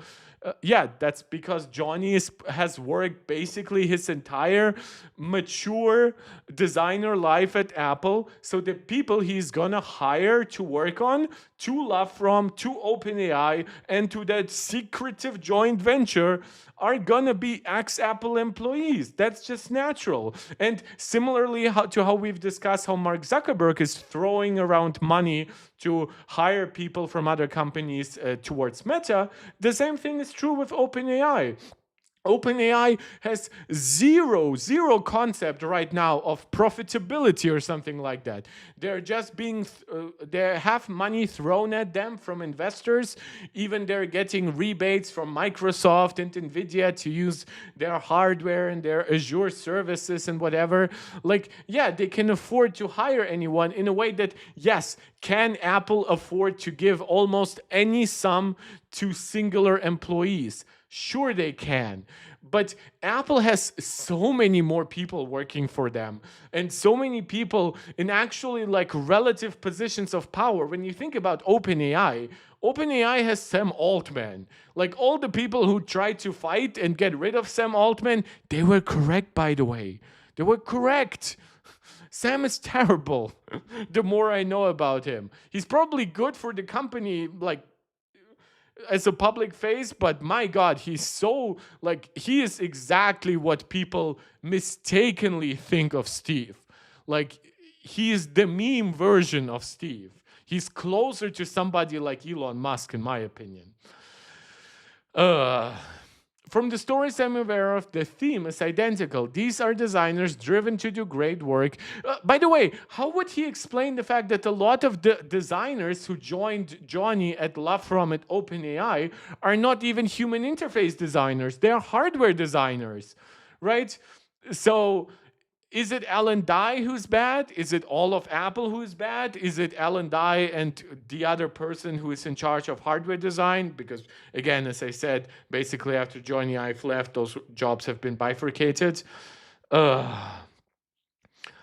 These designers, driven to do great work and under Alan Dye, doing great work was no longer the guiding principle at Apple. If reaching the most users is your goal, go work on design at Google or Microsoft or Meta. Design, of course, isn't even a thing at Amazon. This is why I said why Amazon hired that guy responsible for Microsoft Surface products, because he is he is for Amazon what Alan Dye is going to be for Meta. He's the first guy at that company who actually cares about design and broader system integration, all those kinds of more Apple-y things. Obviously, Alan Dye being much more accomplished in that regard. Designers choose to work at Apple to do the best work in the industry. That has stopped being true under Alan Dye. The most talented designers I know are the harshest critics of Dye's. Quote them. Quote them. Like, not even internally from Apple, but bring up, like, if you are a journalist here, if you have sources, that's okay. It's fine for them to stay anonymous. But really, you couldn't find notable other like software human interface designers to corroborate. Like, you couldn't even run a well, I guess if he ran a poll, that poll would massively agree with him on Twitter or in threads and the direction in which it's been heading. Back in June after WWDC, I quoted from Alan Dye's introduction of liquid glass during the keynote, and then quoted from Steve Jobs' introduction of Aqua when he unveiled the macOS 10 public beta in January of 2010. I wrote, rewatching Jobs' introduction of Aqua for the umpteenth, this is why I'm saying Gruber's an OG. He glorifies and romanticizes that past. He puts it on a pedestal that I think is undeserved. I think in a historic context, Aqua is amazing. But like, I just feel through a lot of this stuff, there is just aspect, and I'm not trying to be too mean because it's going to happen to me too at some point.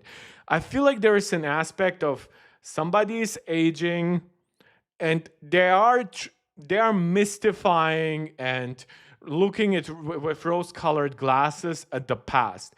I'm not saying they don't have zero validity at all for their criticisms. I think they have. I think that Gruber had basis to criticize Alan Dye, even just out of preference. It would be fine. But this idea, the way he talks about him in this completely insulting ways, like, look, you can have disagreements, but you need to back this up at that point, right? If you're saying literally no human interface designer like respects Alan Dye, then what about the people even in his inner circle, right? What about even the people at Meta who now hired him? It's like, and I'm not even saying that these should be authorities on that question, but clearly there are people involved with human interface design. So, guys, by the way, we have a decent amount of people watching. If you're watching and you're liking this, we're almost 2 hours into the stream. I actually do want to go through this article completely. So if you're liking my rant, please like the video. If you want to watch more of my stuff, subscribe to the channel. If you want to help other people find my content, share out this video and share out this channel to them. Please comment. I love reading your comments, reacting to them, getting your agreements, your disagreements, your suggestions, your points of debate against me. You can also support me directly via super chats and super stickers. That's very much appreciated. I'm dead guaranteed to read out your message and stuff like that. You can become a channel member right here on YouTube or a supporter over on Patreon. And just please consider joining our Discord. That would mean the world to me. You can interact with me. You can interact with our small community over there. Yeah, and just let me know what you think. I think we can have a lot of fun that way.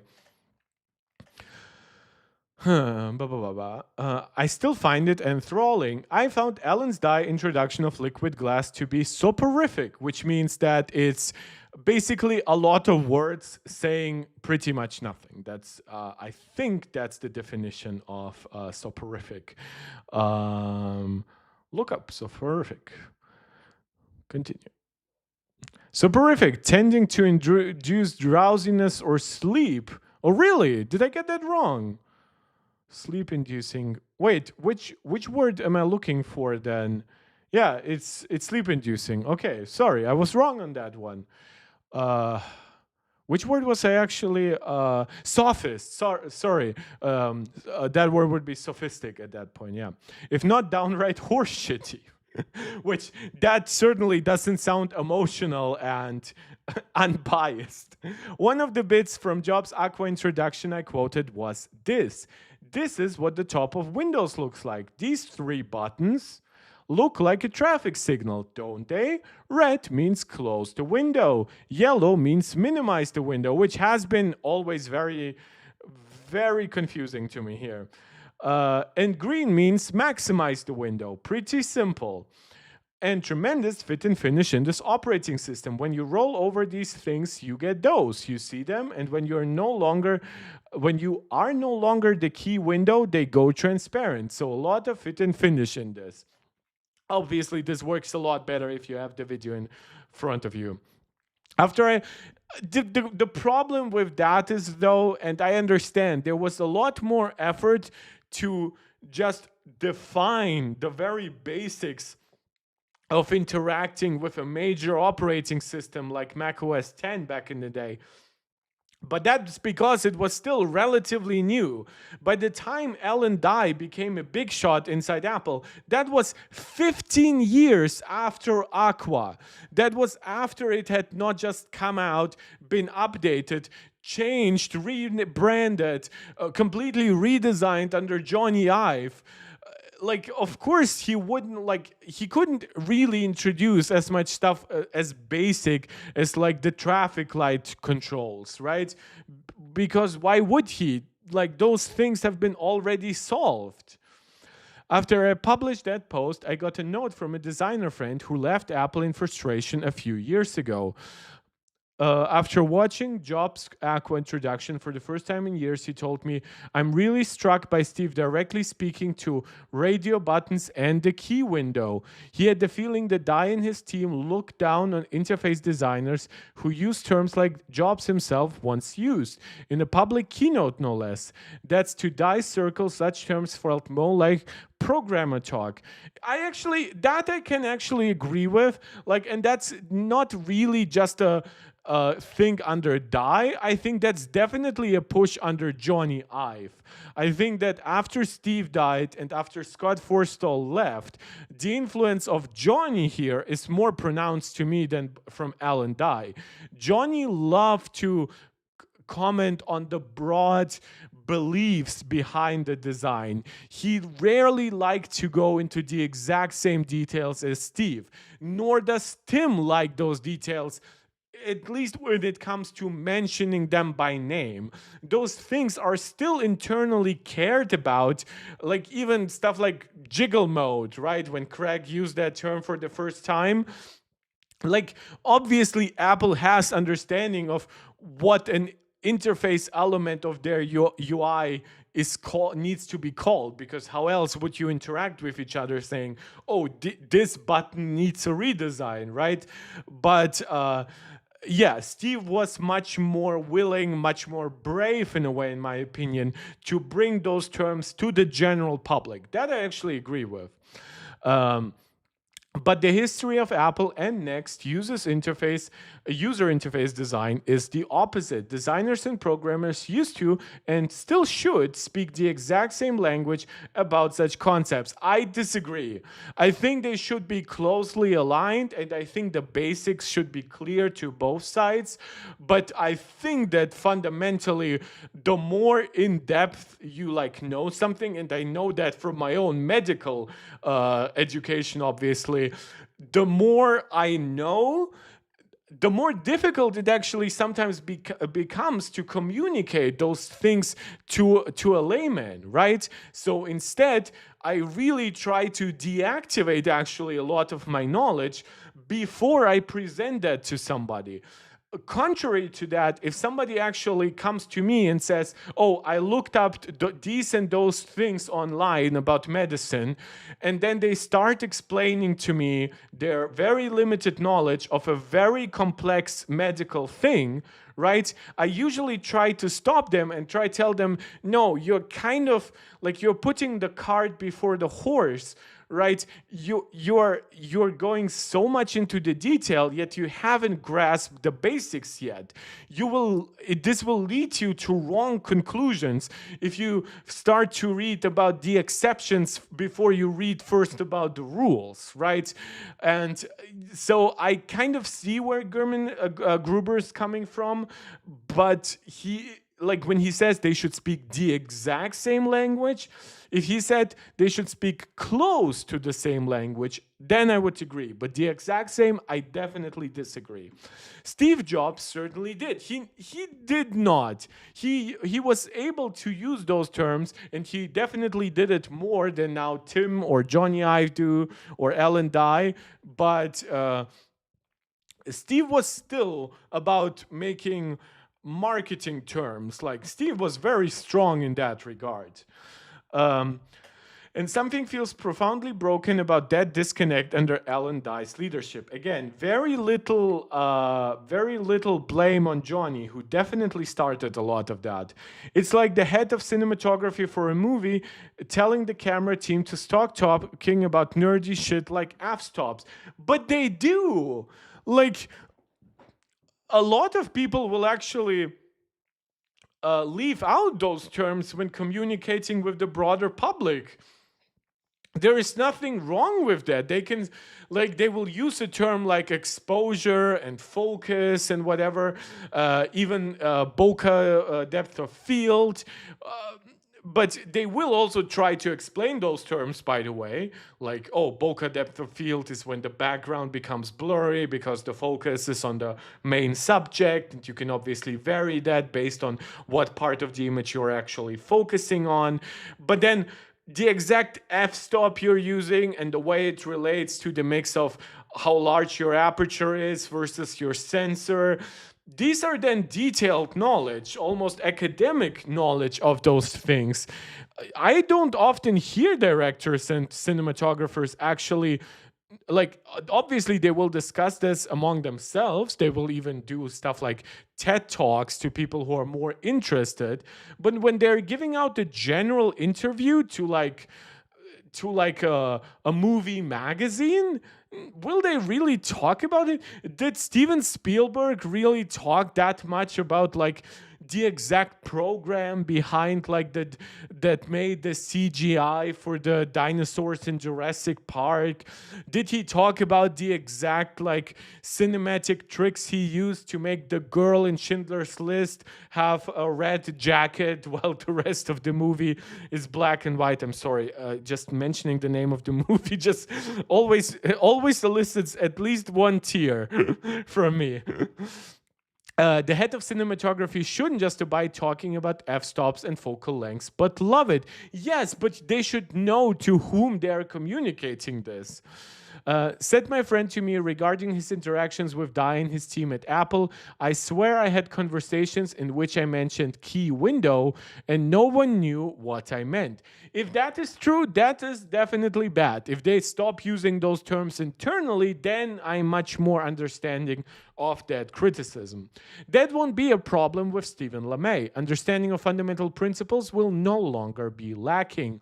LeMay has been at Apple spanning the gamut between the Greg Christie, Baz Orton, Glory Days. Oh my God, that's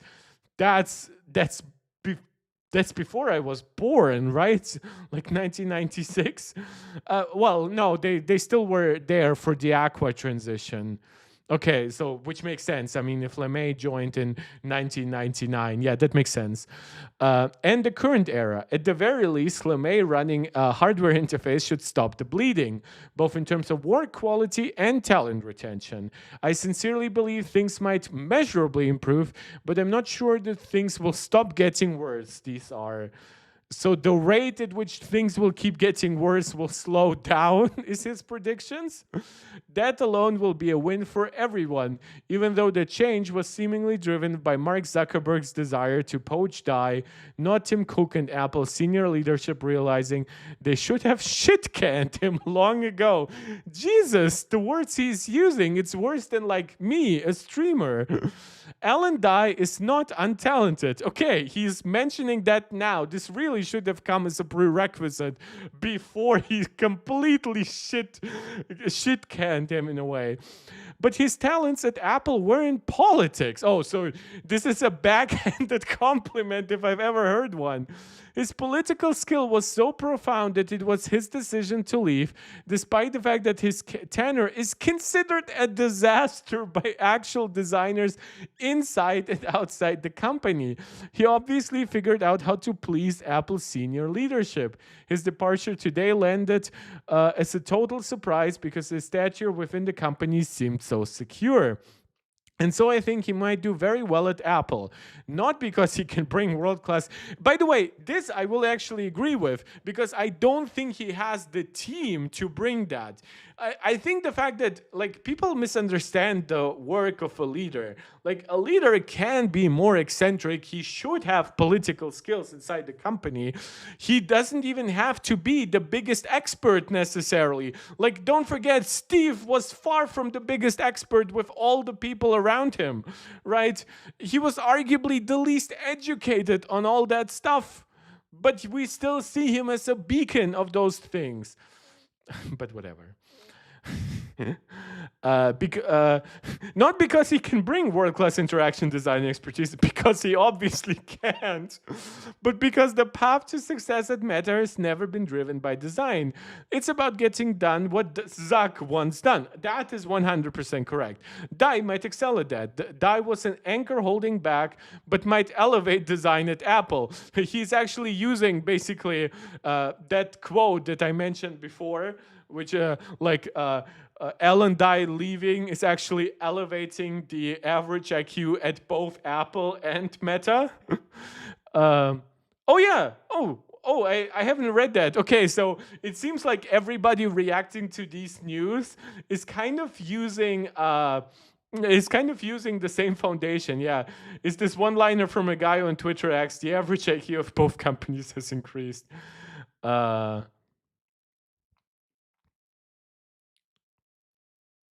Okay, these are now, I think, the Wunderkind designer became... Yeah, I don't think this is very important. I think he's adding context to parts of the story, right? Basically saying Zuck has tried poaching other people from design before, but obviously that didn't actually result in him creating UI design. And then there's a little bit of historical content. And yeah, obviously there's some Jeff Williams was not the CFO. Jeff Williams was the COO. Yeah. So that was a mistake by Gruber. Gotcha! Guys, we are basically done with this story after over 2 hours just reacting to one story. I wonder if this video will get any views afterwards, because it's just going to be so hard to get into. I thought about editing some of my live streams down, but with this video, I wouldn't even know how. So maybe I'll try to make a smaller video on this, or a smaller reaction piece, because I will not be streaming at least until Sunday. Maybe we'll react to something from Mark Gurman at that point. Though Mark Gurman has already written up something, but it's just not his Power newsletter. Yeah, this is just very funny. This was a very opinionated article. I read parts of it, but I did not come to the very end, and it made me giggle a bit. Speaking of overall Apple news, let's see if there's anything. Russia blocks FaceTime, because of course they do. John Gruber shares scathing commentary about Apple. Well, we just reacted to this. Apple announces 2025 podcast of the year. Okay, so there is some stuff I first want to mention. First, if you are a subscriber to Apple Arcade, there are some amazing additions to the December month. For one, there is Subway Surfer First Plus, so you get a lot of content, no ads, blah, blah, blah, right? But you also get great new games. You get SpongeBob Petty Pursuit 2. You get Power Wash Simulator, which to me is actually more fun on my iPhone than it was to me on my PlayStation. It feels better on a touchscreen to me than with a controller. Cult of the Lamb Arcade Edition. Also, shout out to these games being on Mac and iPhone and iPad. So it's not one of those examples where something might be iPhone and iPad only, but it's not on the Mac or vice versa. So that's very nice. Cult of the Lamb, great game that I played a lot on my PlayStation. And Naruto Ultimate Ninja Storm, a great 3D fighter. Unfortunately, limited to 30 FPS on iPhone, but you can customize it on Mac as far as I know. I haven't yet actually tried it out. Which I might do actually during next stream. I think on Sunday, doing a little bit of gaming with these games, trying out mouse controls, trackpad, controller. I think that could actually make for some good content. There is also new betas. These are actually now release candidates, so expect the final release of iOS, iPadOS, macOS 26.2 next week. So that's really nice. To me, iOS 26.2 DRC thus far has been fantastic. So while I still recommend most people just use the final release, I do recommend, if you're a beta tester, this is definitely one version you shouldn't be afraid of. And Apple has launched actually already the developer beta and the public beta. So they seem to be quite confident in that. You can see more and more opinion pieces about obviously Apple's design stuff. So we'll have a lot more to talk about in the future still about this. However, now we're over 2 hours in. Thank you to anyone who joined live to watch. Thank you to anyone leaving likes. Thank you to anyone commenting. Please, if you enjoyed this, leave a comment afterwards. That helps a lot with the algorithm. Like the video, subscribe to the channel, share the channel and the video out to anybody who you think might enjoy my content. Consider becoming a channel member right here on YouTube. Shout out to all our MarkTech Pro Max members. Or consider becoming a supporter over on Patreon. Please consider joining our Discord to engage with similarly minded people who are also interested in your opinions, who are interested in debating you, having fun conversations. You'll find the link to the Discord in the description of this channel as well. Thank you guys so much. Before I leave, you'll get a little bit of big Mark action. That's specifically for Riley, probably. He gets off on that, but don't tell anyone. Thank you for everything. I hope you appreciate me coming in hot right as the news dropped yesterday, but the news dropped right after I actually finished my stream, and I wasn't going to stream for 4 hours when I had to leave early for work today. So I'm glad to be back. Hopefully, like if something drops that's crazy, I might still stream tomorrow. If not, I am busy on Saturday, but I might make time for a stream on Sunday. At worst, I'll be back on Monday or Tuesday. So I'll still staying true to my commitment to have at least 2 streams per week. Hopefully in weeks where we actually have a lot of news, I'm actually able to stream more. As always, let me know what else you would like to see me cover beyond just the hot news of the day, whether it's gaming stuff on the Mac or whether you want my more in-depth impressions of the betas.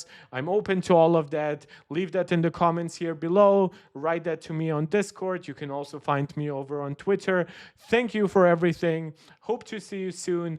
This is MarkTech, tuning out.